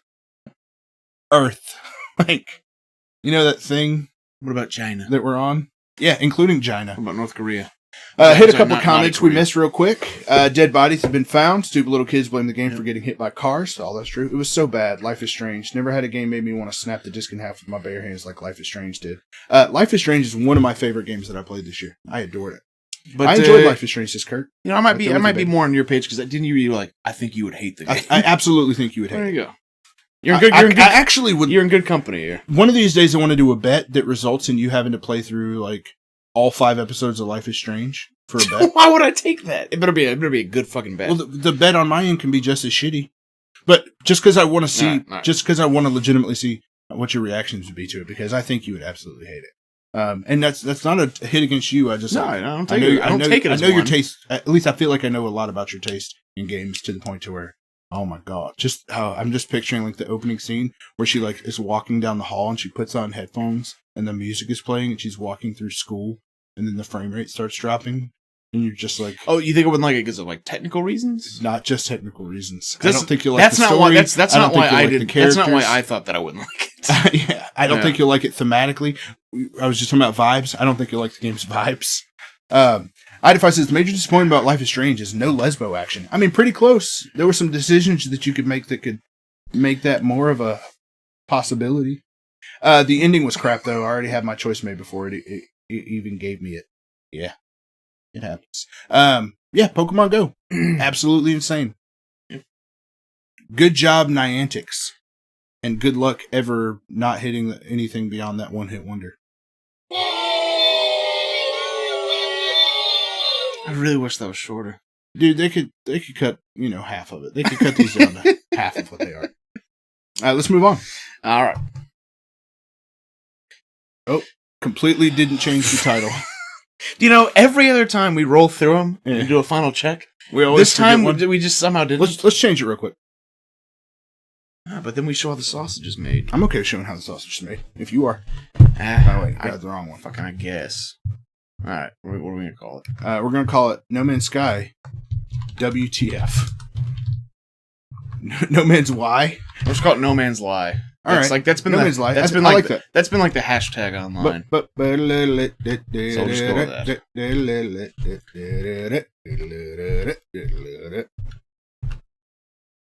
All right, No Man's Sky. Or no, let's go One Man's Lie. That's the people are calling it. That's funny. So yeah, No Man's Sky. The reason that I think that this is a big moment for 2016 is because this is probably the most important lesson that any game developer or publisher or like anything could ever learn about a video game. But I'm not sure if Sean Murray learned his lesson. It's not about Sean Murray learning his lesson. It's about all of us learning their lesson. And also, all of us. You know what I love? What? And I mean, I might do this like just out of my own volition. Go back to any time this game was brought up or was first revealed, and I was like, "It's gonna be shit. It's gonna be Spore all over again." I fucking knew it. It's worse than Spore. I knew it. It's worse than Spore. Oh yeah, way worse than Spore. I called the shit out of it, and I'm so proud of it. Yeah, I'm gonna be fair though. I've heard a lot of people call this. I know, game. and we're all in this nice club. It's exclusive, and it's great to be a part of it too. So, I mean, I don't even know where to start. Like, well, I'll tell you this. Okay, I'll start then. We'll start at the end. When this game did not, live up to its initial promise. That's not even the end. The biggest fuck you that I think we got from it was the fact that they never, ever, ever, ever addressed it. If you look at the fucking guy's Twitter, the last thing he put was, "Wow, 2 people found each other already? Wow, No, I am that's not true. amazed." There's been some stuff since then. But he has not come out and allowed himself to be. He hasn't addressed it. He Yeah. needs to do a Barbara Walters style. He does. What the What fuck I mean, happens? he has not allowed himself to be grilled about it. Yes. Which he fucking needs to. Yes, they did release a statement when they released the first DLC or update, not DLC, update. They released an update to the game that added. It's called the Foundation update, and it adds base building. They added base building and did a couple of tweaks. 30 fucking minutes to get to another planet. Apparently, they tweeted No Man's Sky was a mistake. I mean, After months of nothing. Yeah, there was a little bit of a controversy. Somebody who got a hold of the Twitter account. People don't know if it was Sean Murray himself. There's, it's cool if you can find that article. It's super fascinating. Complete fucking mistake. It was either somebody from Sean Murray's account, Sean Murray himself, a angry employee, someone who hacked them, but we don't know for sure because a bunch of different rumors happened, and it was hacked for like hours to the point to where like we don't know what happened. Sorry about that. To them coming out being like, working here was the worst decision I ever made. That type of stuff was being posted from the No Man's Sky. I wouldn't imagine that was Sean Murray. I mean, anything is possible. He could have just had a day where he went fucking crazy. It is, but I think I'm saying like working here. Yeah. Isn't that like his company kind of? Like, isn't he? No, he's just the figurehead. He's the voice. He's the face. Well, okay, might have been in then. Yeah, because like, here's the thing, and this is why he does need to come out and allow himself to be Barbara Walters, or you know what? No, fuck that, Geraldo. Yeah, okay. Jerry Springer. Only if he gets the shit kicked out of him. Because this might be one of the instances of, hey, we did have this smaller scale type of game. Sony wanted to back us. Yeah. And this is the point I wanted to bring up. So we had this sort of thing where it's like, hey, they really want us to push that we can do this. And we said, maybe even reluctantly, I think we might be able to pull that off. And like, all right, we'll get on stage. It's like, it's less than 20 people. So I think what happened was, you see what happened was, they, at least my speculation, is Sony said press conference, hey, Hello Games is working on a game. They're working on Joe Danger. Like, we have this idea for a game. They showed it, got game of the show all over the place. Everybody's like, changing the world. This is going to be incredible. Overhyped it to the point to where Sony said, holy shit, this thing is going to be huge. Like, trending all over the internet, not just like Twitter stuff, trending everywhere. To the point it was getting game of show everywhere. Like, to the point to where this little indie that could became something bigger. Sony said, you need money? We'll publish it. We'll do all the things for it. Here's a shitload of money. Go away, work on it, make it, make it live up to its potential as much as you possibly can. And then they just, an E3 later, they showed it again. And they just kept, like, giving it tons and tons and tons and tons of more airplay. grandiose. Yes. Well, you heard about it. And unfortunately, they buckled. They found things that they weren't able to accomplish. They made promises that they weren't able to keep. And what you said is the most accurate thing of all, which is the biggest travesty, is that they haven't come out to address it. It's a travesty that the game is boring as fuck. It's a travesty that the game has a really shitty ending. It's a travesty that there is nothing to do, and that what's there isn't something that's interesting or exciting. The fucking ending? Yeah.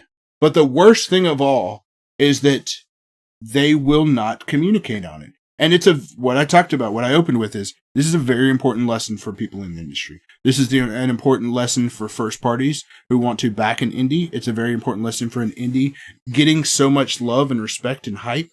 Yeah. It's a very important lesson for us as consumers to be mindful of the things we're looking at. A very, very, very important lesson was learned with this game. And nothing good came out of it. Here's the thing. A very important lesson is obvious. I hope it was learned. Well, no, you know what I mean? Again, I'm not talking about Sean Murray. I'm talking about I'm talking about all that. Like, this could easily happen again. I hope there's evidence as to why it shouldn't and how it can be prevented. I think it's fair. I hope this does not happen again. Yeah. Listen, as smug as I am about being like, oh, I fucking told you. Like, this is not good. Yeah. It's not good for fucking Sony. It's not good for the fucking people who did probably tirelessly fucking work their ass off to attempt to meet expectations. And all the people who probably stayed up, requested time off for this fucking game. Oh, I know there were a lot of those. For something that they never got. Yeah. You know what I mean? Like, none of this is good. Textful Davis says, was there not any pre-release reviews for No Man's Sky? I think that they're, like, they do. Remember, so reviewers, publishers and developers do something called mock reviews, where they hire people to come in and review a game for them before the game comes out to see what they think it's going to get.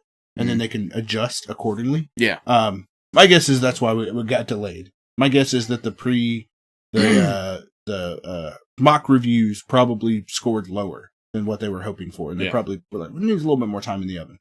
And it created that delay where people are like, I'm going to murder you, Sean Murray, for delaying this game I'm so excited for. Joke's on you. Now you want to kill yourself for playing this piece of shit. He was like, this is my plan all along. It was murder. And, okay, you know what else is fucked up too? It's that I almost feel, like in Sean Murray's case, not addressing it fucking worked for him. Because you know what he's doing now? He got hired to work on Star Citizen now. Cool. Yeah, no, that's not good. No, that's cool. Because I wouldn't expect him to ever get a job ever again.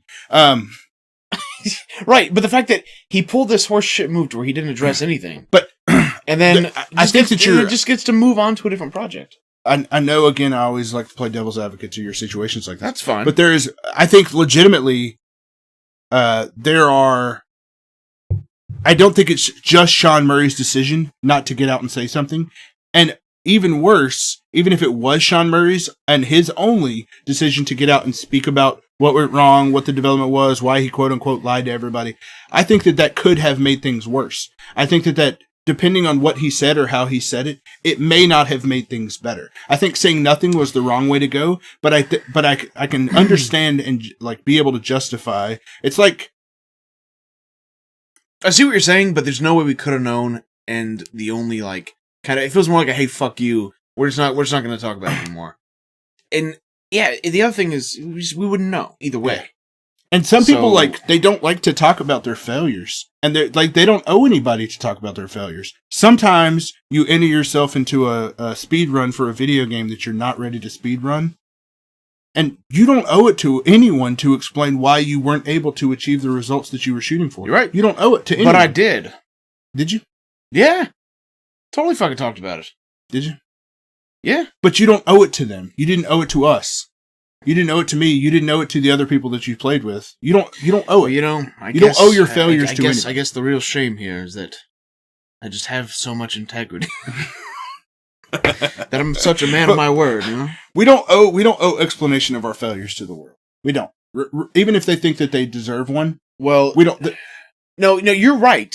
But I'm just saying, like, do I think that he should have? Yes, he absolutely should have. Was it dumb for him not to? Yes. If we're speaking ethically, when it comes to, hey, look how much money people spent on this game. Look how much of their personal time they invested into literally asking for vacation time, right? To take off so they could play this game. Sure, I guess, for all intents and purposes, you don't owe. You're not legally required. Ethically, yeah, I do think you should fucking say something. You should address it. You should apologize. Or, if you don't want to apologize, we wouldn't, because that's not allowed on the channel.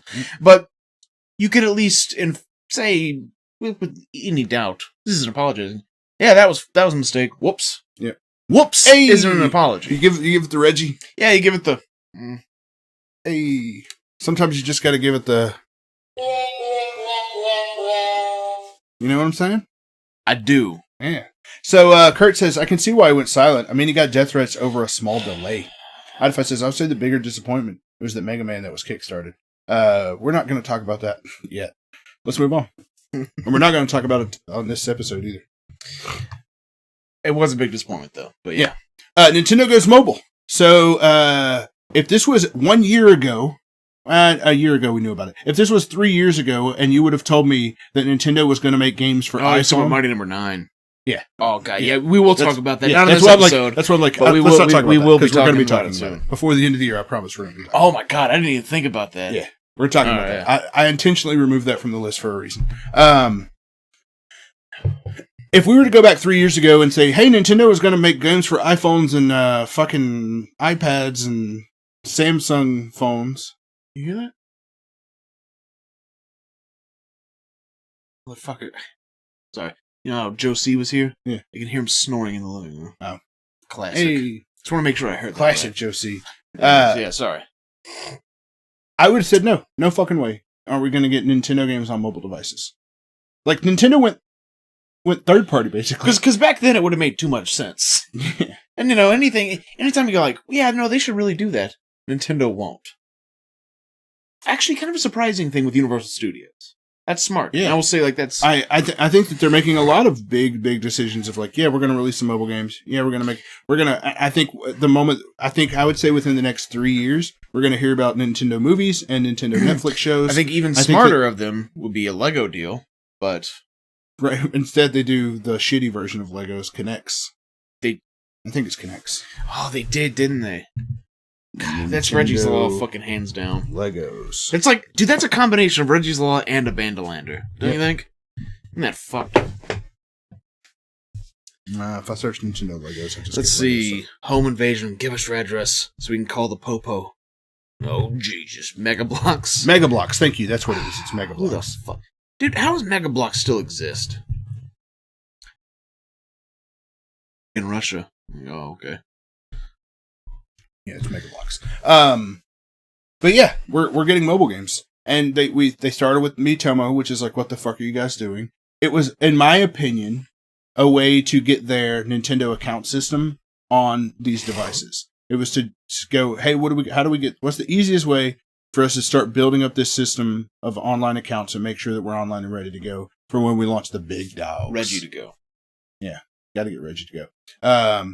And Reggie so and Willing, you know. I think that Miitomo was the in, and it launched and died faster than Pokemon Go did. And if I stop it, and then today launched today, less than 12 hours ago. I'm not gonna talk about that now.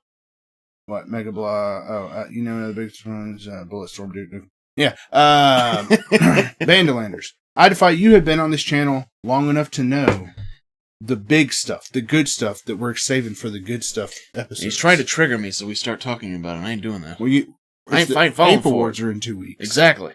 We gotta, Vanderlanders will be crowned. There's times when we're outside smoking a cigarette and we're like, all right, we need to stop talking about this because we're going to talk about it later. Yep. That's what we're doing now. Yep. Do you think the widespread success of Pokemon Go had anything to do with Nintendo's decision? No, because this decision was made way before Pokemon Go existed. Nintendo announced this like over a year ago that they would be doing mobile games. You said 3 years ago. Like, no, 3 years ago was 3 years was ago the hypothetical when you said like you wouldn't have believed it. Yes. Yeah. I said a year ago initially, and then I was like, oh wait, a year ago we knew about it. So today they launched Super Mario Run, free to start, and then $10. You and I have talked before about if we think that price is worth the game. We're not going to talk about that. It's more about the idea of Nintendo recognizing the importance of their brand. Many people, including me and probably you, has said, I know I have, I don't know if this doesn't sound like something you say, but have said that Nintendo is the Disney of video games. They are something that everyone has some form of respect and appreciation and love for that can be enjoyed by children and old people alike. But a lot of times they're real cunts. A lot of times you get real pieces of shit out of them. A lot of times you don't get Wolverine and Marvel vs. Capcom. I've never said that, but I wish I would have. Okay, well there you go. I feel that way. Yeah, but their brands, their intellectual properties, their characters are the most world-renowned video game characters on Earth. So yes, they should spread the brand beyond their hardware. So this was an insanely smart move for them. And especially, launch a Mario game, launch it a fucking week and a half before Christmas when everybody and their mama gets iTunes gift cards in their stockings, at least in the US and other places that celebrate Christmas.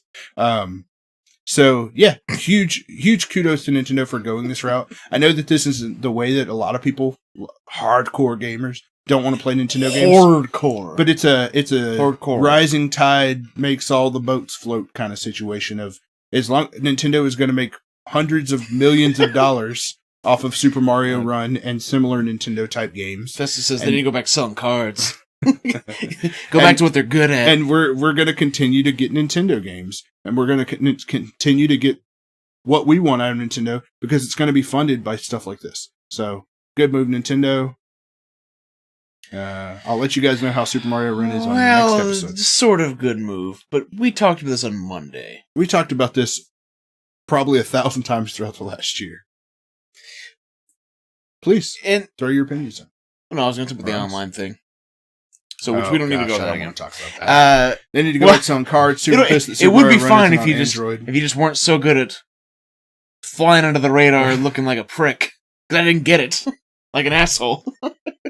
I don't know why you did it, because I want to go back and watch that and see like if it was any sort of obvious that you were joking. Or at least it wasn't at all. No, but you and I had talked about it before the episode started. There was one of those things where we were smoking a cigarette. I was like, no, hold on.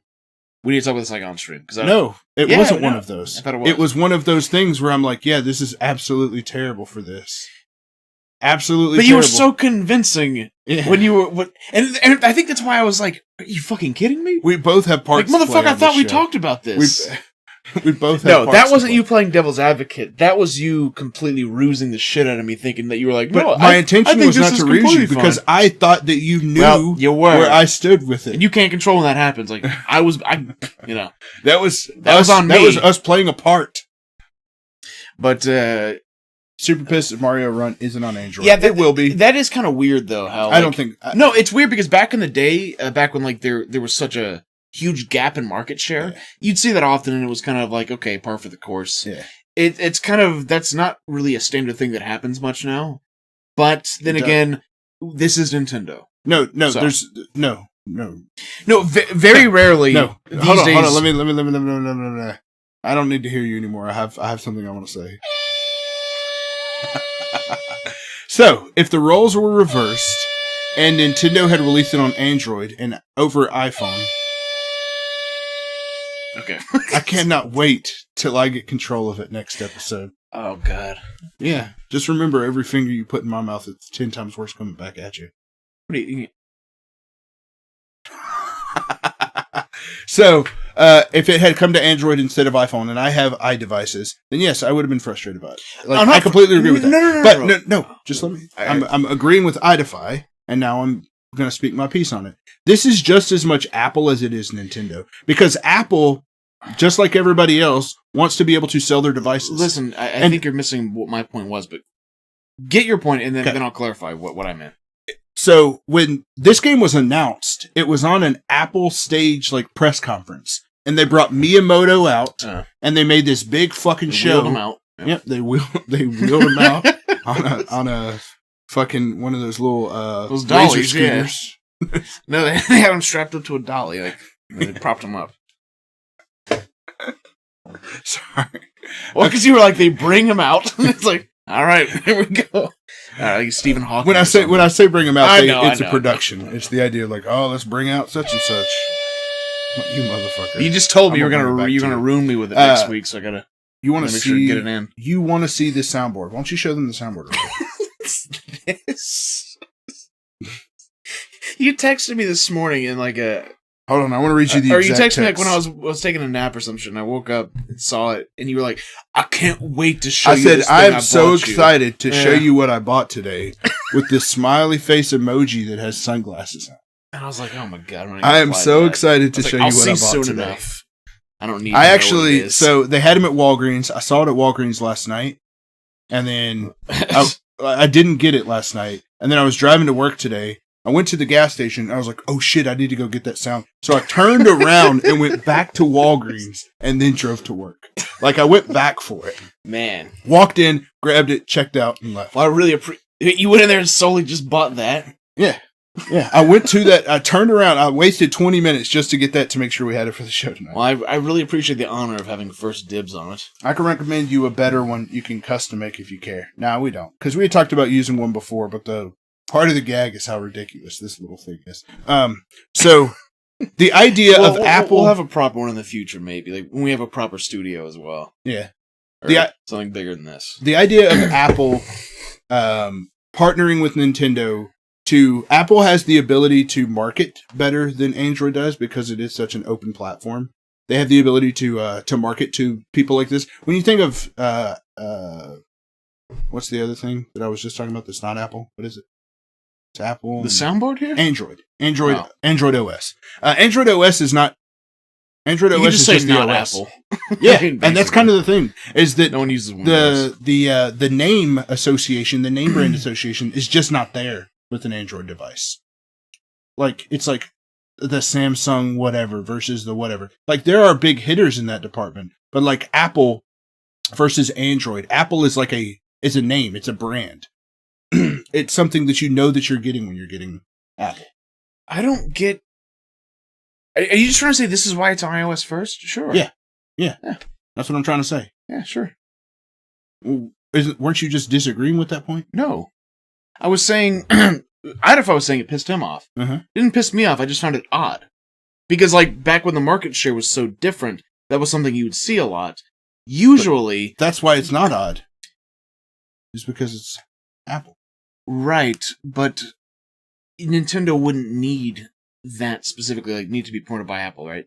Why would Nintendo need that? So it's odd that they need each other. It seems not... Don't know. I got it this time. No. You can have it. I'm not going to be pushing it next week on yours. Actually, I will be. Because you got at least like 4 or 5 in here. I did not go back. I'm going to go back and count every single fucking one. Please do. Listen, can we fucking... You did that to can yourself. We move on? Yes, let's move on, because we still have a lot left. And we're 2 hours and 3 minutes in. 10 years in the making. Hold on, I want to see the picture. I want to see if this one turned out as well as it did. Pull up the actual streaming. All right, hold on. LOL next. Oh, thank you. You're welcome. Oh, that turned out well. Because the part of the car's cut off, so I wanted to make sure that it actually worked. Hey, VKP. You like that, VKP? I like that. Right. Hey, could you, I'm my asshole later? Hold on, this is for VKP, not for the show. What's up, VKP? You should see the smile on her face right now. It's brilliant. Okay, 10 years in the making. So, we got Final Fantasy 15, previously Final Fantasy Versus 13, and The Last Guardian within a week of each other. Yeah. You don't think that's cool? Cool, no. Interesting? Unfortunate. Shut the fuck up. DKP had the smuggest look when he first did that. Kurt, you're being able to read those smug little looks that DKP gives. That's the first step to recognizing what Chainsaw Hype is all about. You better believe it. Hear that when you can see that little smirk. There's no way you're going to be able to do it like I do. No, I can't even replicate it. It has to happen naturally. Yeah, it's au natural. So yeah, Final Fantasy 15.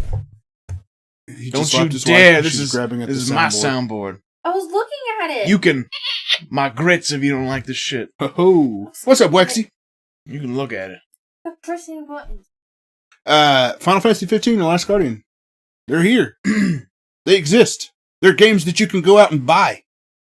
What I mean is, like Beyonce, Final Fantasy 15 was robbed by Last Guardian. Fucking Last Guardian is the Taylor Swift of video games at the Grammys. Like, was it 2 years ago? Was that the Grammys? You know the one. Yes, the Grammys are the music awards. Yes, the big music awards. No, but I don't know if that's when it happened. Or it might have been the MTV Awards, but I'm pretty sure it was the Grammys. Oh, whichever. He's domestic violence to BKP. So yeah, I'm real happy for Last Guardian. I'm gonna let it finish. But Final Fantasy 15 is the best game of the year. Nah, man. Doom was the best game of the year. Of all time. They exist. We have these games now. Yep. Last Guardian and Final Fantasy 15 exist, and that is the news story. You know, because at least Shenmue didn't come out. Because, man, I'd have been losing my fucking mind. Yeah. If it was like, out of the titans of was never gonna happens. Yeah. And then Last Guardian comes and everyone's like... There was a time where we thought both of these games wouldn't happen. Out of all the games this year, it was the greatest.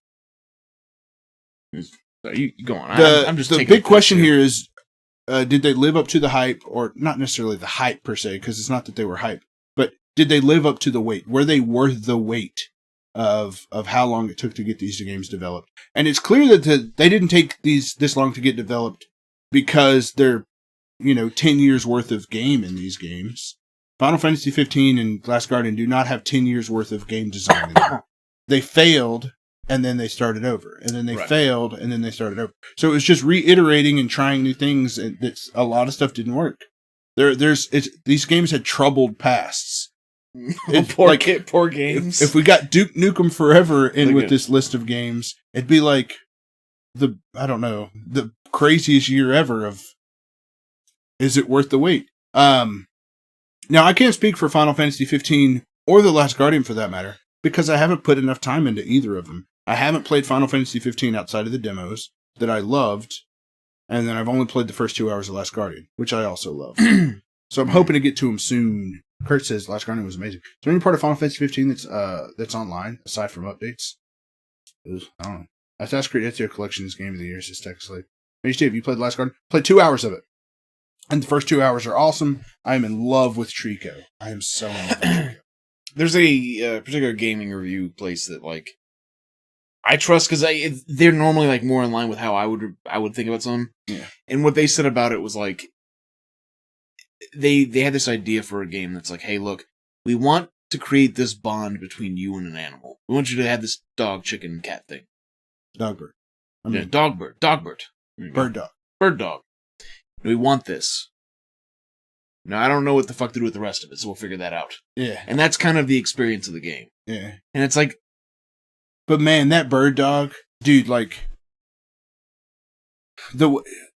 it starts, and everybody's seen clips of the way it starts, with bird dog chained up. Should have stayed that way. And then the little boy, Trico is the bird dog's name, and the little boy, freeing bird dog. And the way it starts is, it takes a while to kind of get there. Have you ever noticed Trico's butthole and vaginal? No, I haven't noticed this. So the way it starts, it's it's one of those things where you're this is a fucking ginormous thing that could easily eat and annihilate me. And you have to, in order to, let Trico go, you have to do things to, get it to not eat you.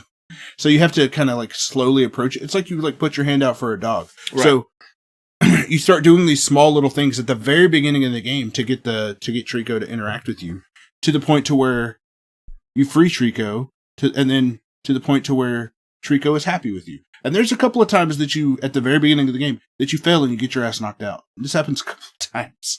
So, you're like trying to build up to the point to where Trico trusts you, and you like are trying to use Trico to help you escape. So it's all about like, hey, I want to use Trico to help me escape. But once you escape from the very beginning, I'm talking the first 20, 30, 40 minutes of the game. Once you escape, Trico, like a dog that you like have, or that you're walking down the road and you see a stray dog. What are you laughing about right now? Mr. Carrington goes, your character refers to Trico as a man-eater. Oh, here she comes. But like I typed it out. Oh. Sorry. That's good. Like if you see a stray dog and you're like, oh, hey, little dog, and then you keep walking. Similar to what happened in California.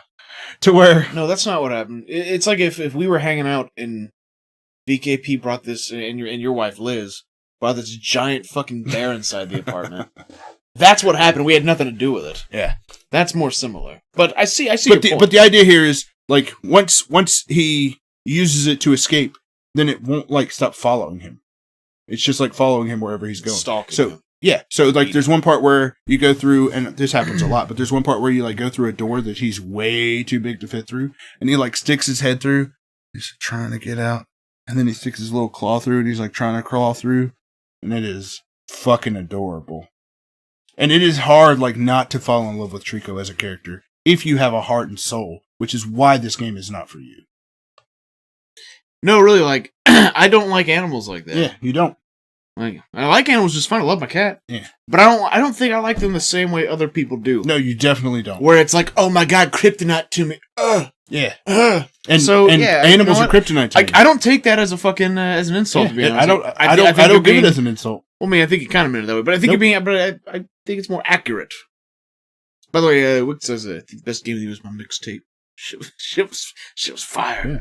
The Doors are amazing. The Doors are amazing. I mean, Jim Morrison's all right, but I think a little pretentious, don't you think? Night divides the day. Of course, DKP in the middle of Prep 8, getting up again. Dude, this is fucking going long. Keep going. So, were they worth it? I don't know yet. I don't know. But it's amazing that in a time when we think that we don't know if we're going to get either of them, we get both of them a week apart. That's pretty much all I have to say about it. Moving on. The NX becomes the Switch.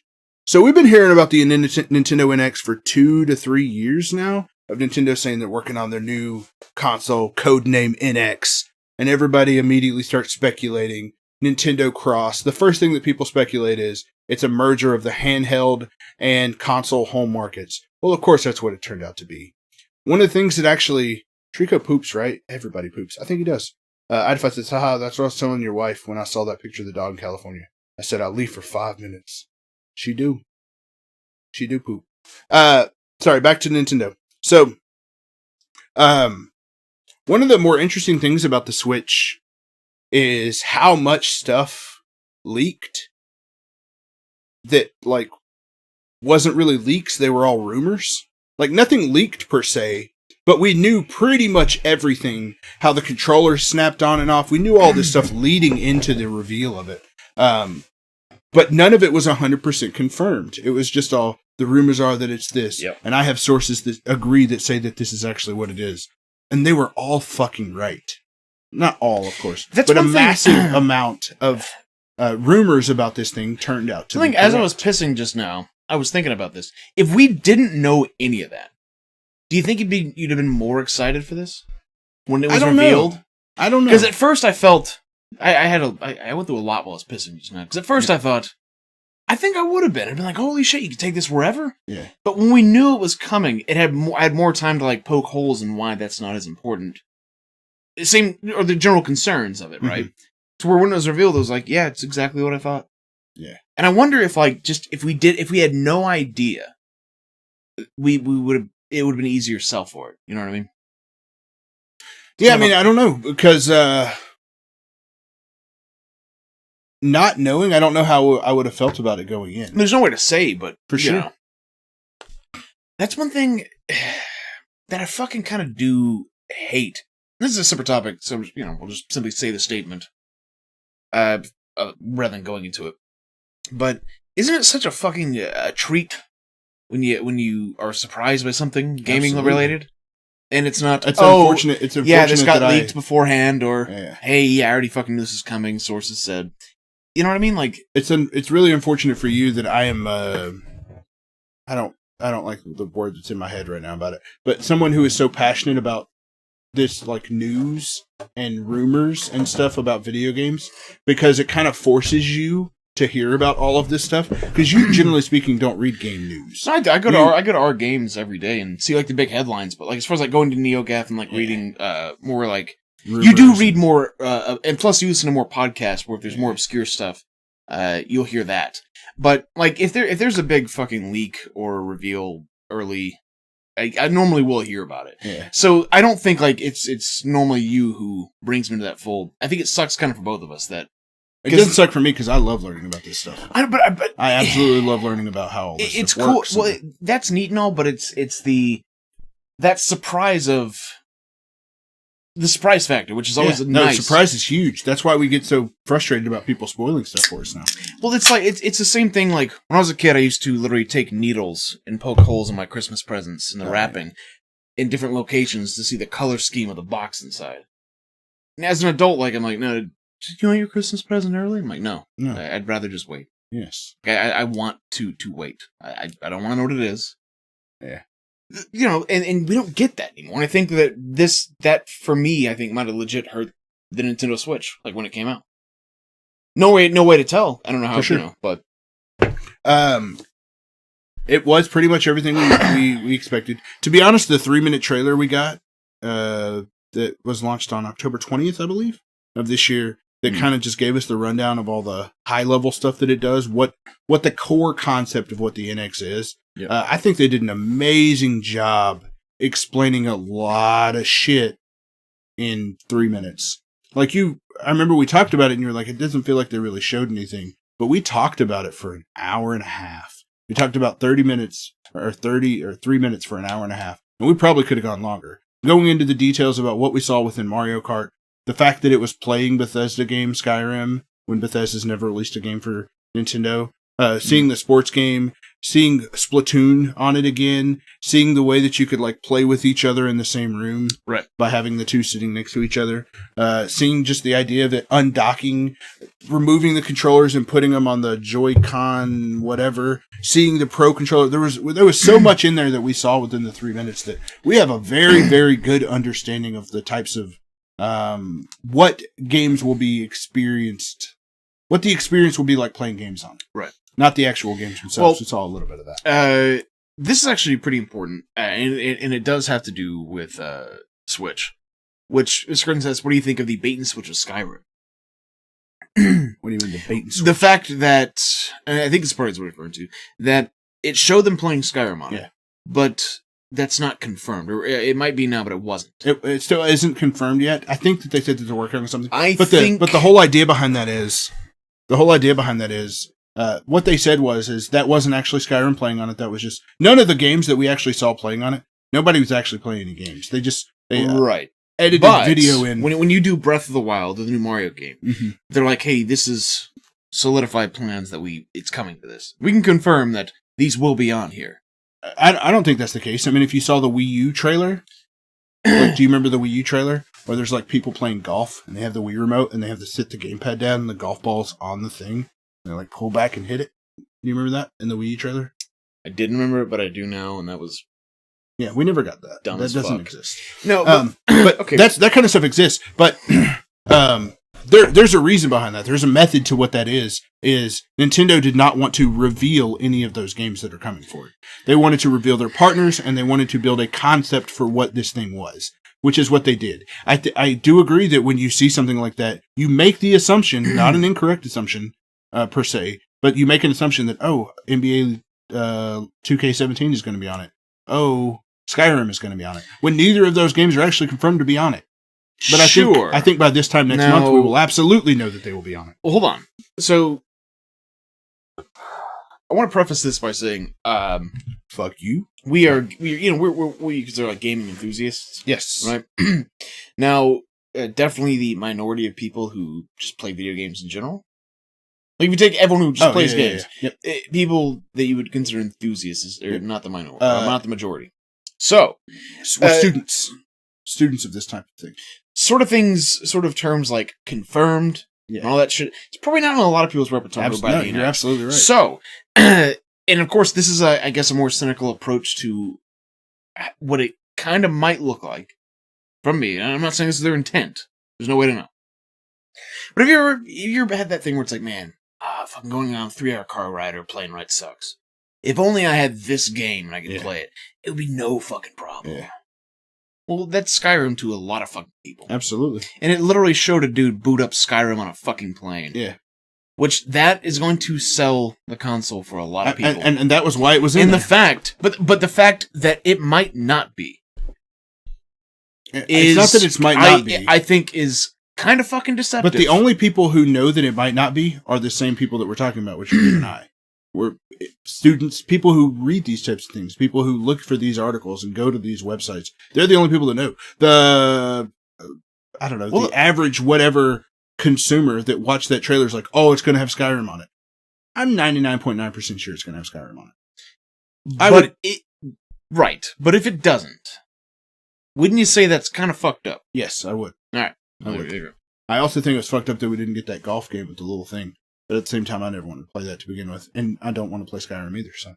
Well, no, me neither. But I'm looking at it, just as far as like absolutely. Yeah. Objectively.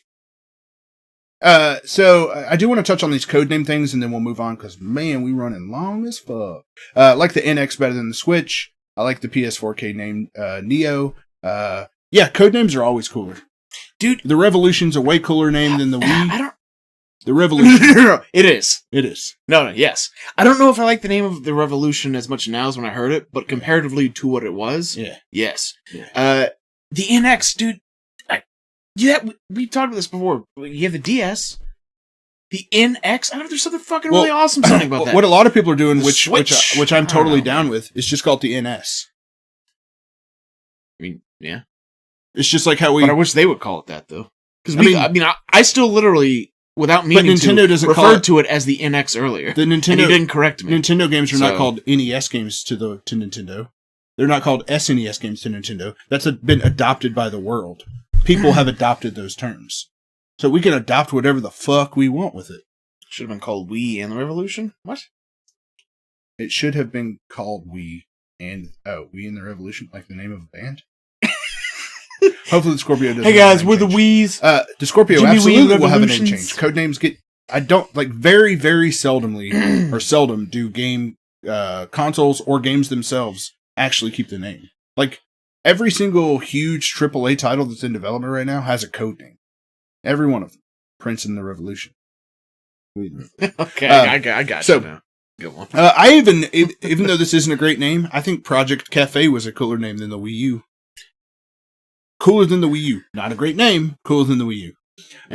Yeah. Once again. Yeah. But can't disagree. Morpheus, PlayStation VR. I don't know if I really like Morpheus. It reminds me of the Matrix too much. Especially when you say that the PS4 Pro used to be called the Neo. When you put those two side by side, you're like, Matrix Reloaded video games suck. Everyone thought so. Everyone thought so. The GameCube was the Dolphin. Which, no, I think GameCube was fucking perfect name. Yeah, like GameCube's, it's awesome. Better than Dolphin. 2 syllables. Better than Dolphin. The Xbox was Xenon or something like that? Xenu. No, not Xenu. You think the name Wii U hurt Project the console? Kirby Lane? It absolutely hurt the console. That's a topic for another day, though. Oh, boy, did it. Let's move on. All right. And this is our last topic. I hate seeing this dude's fucking bare feet, man. When you were putting it in here, I was like, I hate this. I intentionally made sure that I know you were in did. it. I know you did.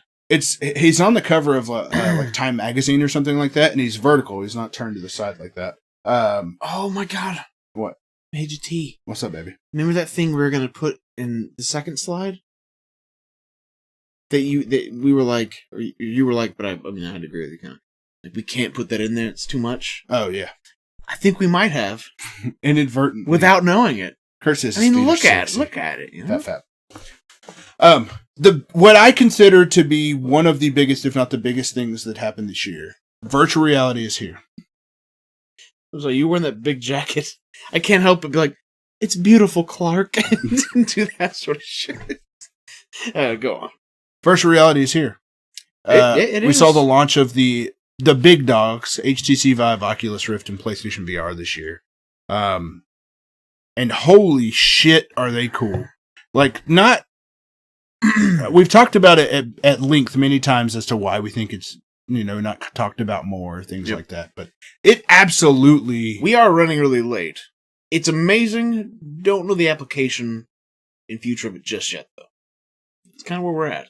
Kind of. But Not I exactly, don't want to kind talk of. about virtual reality in terms of the future or the present. I want to talk about virtual reality it's in terms of as of not right now, existing in just period, 2015 and it's- existing in 2016. I will still say that when you first strap the shit on, you have an expectation. Yeah.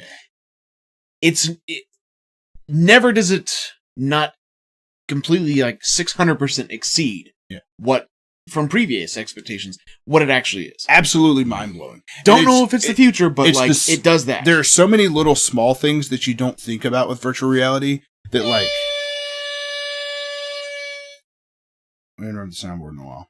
Why do you always have to hit that one? Hit one of the good ones. That is one of the It's only good if you go the All right, so like the Donda one, that fucking Donda.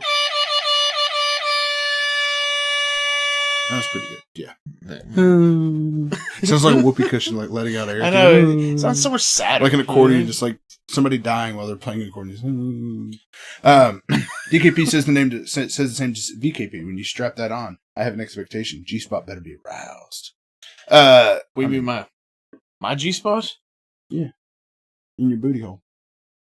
Hey man, want to be there? Yeah. Give me them ribs. I have sensitive ribs. Let me have them, baby. Sensitive ribs. Let's get through this so we can All right. fucking get off the 'Cause we internet. got more It's almost plan- fucking 'Cause midnight. We got more planning. It's to do almost after midnight. this, for the Okay. Ape Awards. So, what we're talking about is the virtual reality. There are things that you don't think about, which is like scale. When you put that on, you are in that world and everything scales to how big you would be within that world. So whereas a person in a normal game may be like 15 inches. Go! Listen to me, not read the chat. Dude, how can you not? Listen to It me. just popped up there. I'm sorry. Okay, well, And it was I'm funny. just gonna read the chat I too. couldn't. Dude, Go ahead. I try not- I try- virtual reality. listen, asshole. I try not to just What? look straight at you like this. I try to Yeah. face the here, and it's Yeah. hard not to see that in peripheral. Mrs. Kurtzman got a douche before you Thanks, hit that Baseball male Pixel. G-spot. I'm sorry, I What's- laughed. I didn't hear what you said. Mrs. I'm Kurtzman just giving you said, shit. God, I know you are. Yeah. So, whereas you would look on your monitor and see a 15-inch person. Yeah. Are we talking to each other? What's going on? We are now. You put the headset on, and they are the size that you are. Yep. A human being is in front of you. Granted, it's an animated human being, but that person is the same size, sometimes taller. They are in front of you directly. And that is a crazy When feeling. you said that it's an animated human being, it's impressive and it's unexpected how immersed you can get when Yeah. things look like cartoons. But Absolutely. that's all you can see. Like when you when you reach down to grab something in Job Simulator, and you try to grab the desk to support yourself so you can Yeah. lean down and pick it up. Yeah. It's like clearly that doesn't even look like a real desk. It- That doesn't look like a real person in front of you. But somehow, when that's all you can see, you're immersed enough to think that you could. It alters is your perception ridiculous. so much that things that are in the virtual world you believe to be in the real world, which is It doesn't even have to be passable looking either. My mother-in-law tried the Shark Tank game where it's not really a game per se, but you're just in a cage and it lowers you down into the water and then a shark attacks you. And she jumped up on her chair while she was playing it and she was reaching out to grab the bar that was within the cage that she was in. She was making all these actions, trying to make these actions happen that had watching from the real world perspective. It's like, what the fuck is this person doing? And it's not like, oh, she's so crazy for doing that. That's what we all do. I think one of my favorite things that I've heard talked about, that we've talked about, that I've seen, is when you play something like Job Simulator and you see the donuts, you grab the donuts and you open your mouth. Every person does it ever. They reach down and they grab the donut and then they move it to their mouth and they go, as if the fucking VR headset recognizes that you're opening and closing your mouth. It doesn't. It doesn't. But you are so immersed in that world that you feel like you are about to take a bite out of that donut. And that is extraordinary. And it's not just like some like, oh, we're not like sales pitching this thing as in like, you have to go buy this. We don't make any money off of anything like that. These are our experiences with it. And these are experiences that we've seen with other people. This shit is like legitimately mind boggling when you first experience it. Granted, we're a few months in and we're not playing it every single day. I didn't necessarily expect to. We talked about that in the past before, but it cannot be understated how impressive virtual reality is. Don't know the importance of it as far as everything as a whole, but the experience itself, we can talk about that. And it is earth-shattering the first time you do it. It takes the first time that you saw a video game in 3D, like Super Mario 64, or it takes the first time you played Wii Sports, where you feel that tactile like vibration when you hit the ball playing tennis, which like that's cool. That's a great feeling the first time you play Wii Sports. It's not that cool, but it was then. It was then. And it takes all of those things that were mind-blowing experiences that you're like, God, this is the future, this has changed things. Even with Wii Sports, you're like, that's really good. It's not cool, though. Yeah. Hey, fucking really cool code name. But what they came out with didn't. Reggie's Law applies literally to every facet of Nintendo. Yep. Really awesome. That's why it's called Reggie's Law. Really amazing. Not cool, though. There you go. Yep. Man, it just keeps going deeper. I know. I love it. Major T went from we got to finish to listen here, you little shit, in 5 seconds. That's all it takes, baby. You got to focus. Yeah, man. You got to knock that shit out. Virtual reality. Yeah. I've said my piece. You got some piece to say on it? I still wish I'd play accounting. Oh, damn it. I need to do that at some point. Is it out yet? Oh, yeah, it's been out. You know what else is fucking out that everybody keeps talking about is Arizona Sunshine. We have got to play Arizona Sunshine. Okay. All right, we will do that then. Oh, God. I hate that it's almost midnight. I want to stay over here for a while. Play video games with you. Ooh. Yeah. Anything else on virtual reality? Nope. That's all I got. Thanks for changing the world, video games. Oh, I made it. Jesus. Ask Apes anything, guys. Last segment. Facebook.com/group/the Chainsaw Ape Group. You go in there, you ask your questions. We only have fucking 4 questions. Probably a good thing. Yes. Late as fuck. Yes. Question number 1 comes Later from than Kirsten. VKP's period, man. Says, Shit. Are you sure it's going to be on Thursday? The answer is yes. Question number 2, Idify asked, thoughts on Mario Run? I have only played the first level and the training, and it's a little, like, awkward how you auto jump. You auto jump over like small Goombas or small holes. It just automatically does it.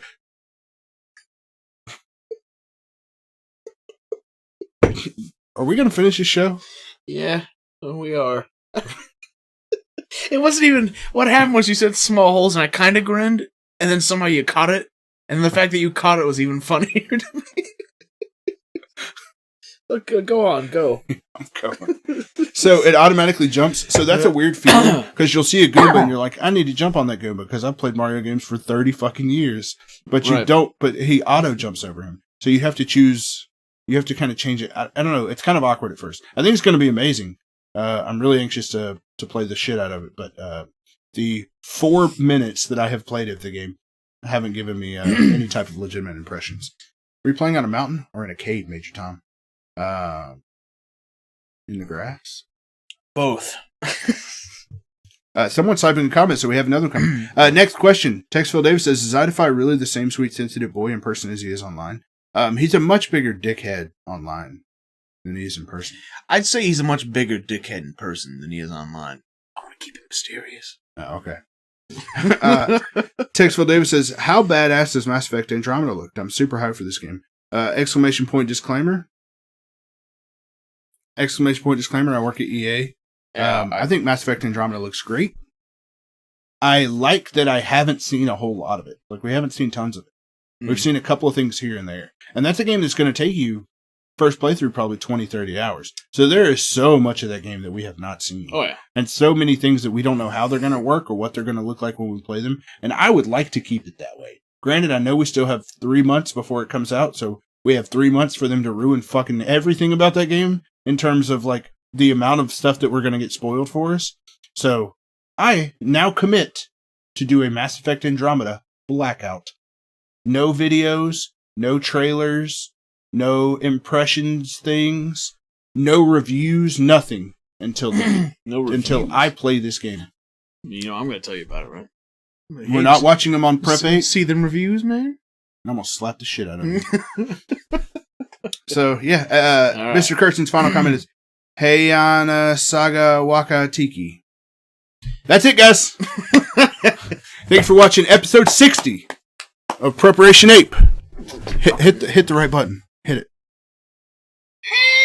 Not that one. The hands. The one with the hands. No, not that one. The one with the hands. 2 left of that one. Nope, not that one. 2 left. This is Flintstones keyboard. Yeah, we did it. Episode 60.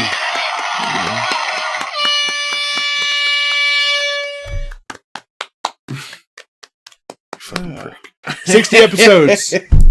Fucking 2 hours and 35 minutes. We have got to get better at like. No, we just had a lot of this last 2 weeks. It was pretty dense. Yeah. Next week might be pretty dense too. You might have a couple of those. Yeah. It's the end of the year, man. I usually don't.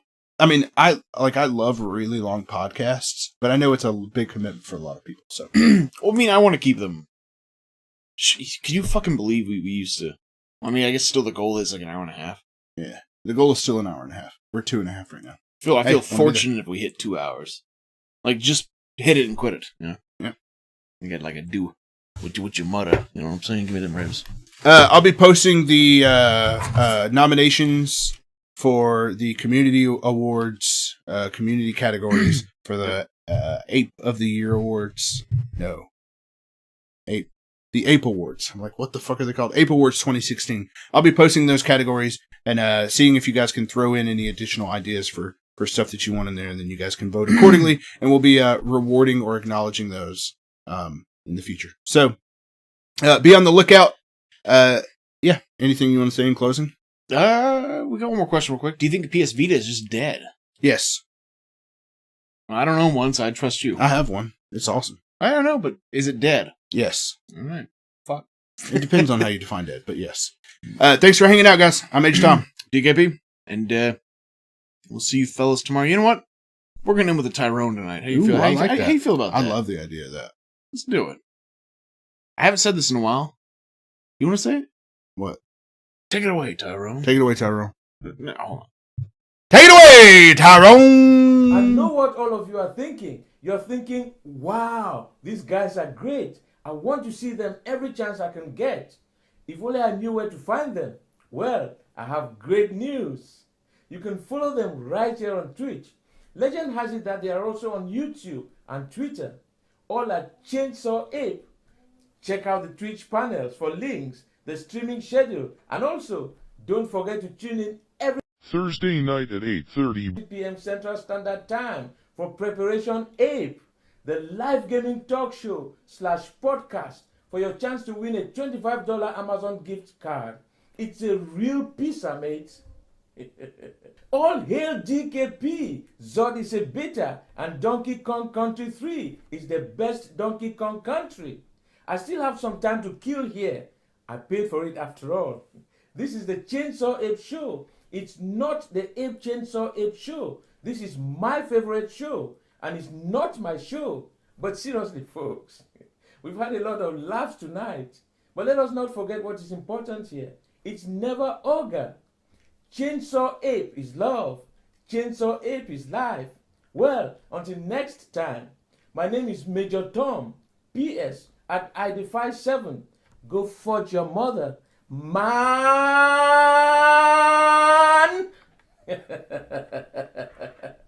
PPS and Jamzo, your accents suck.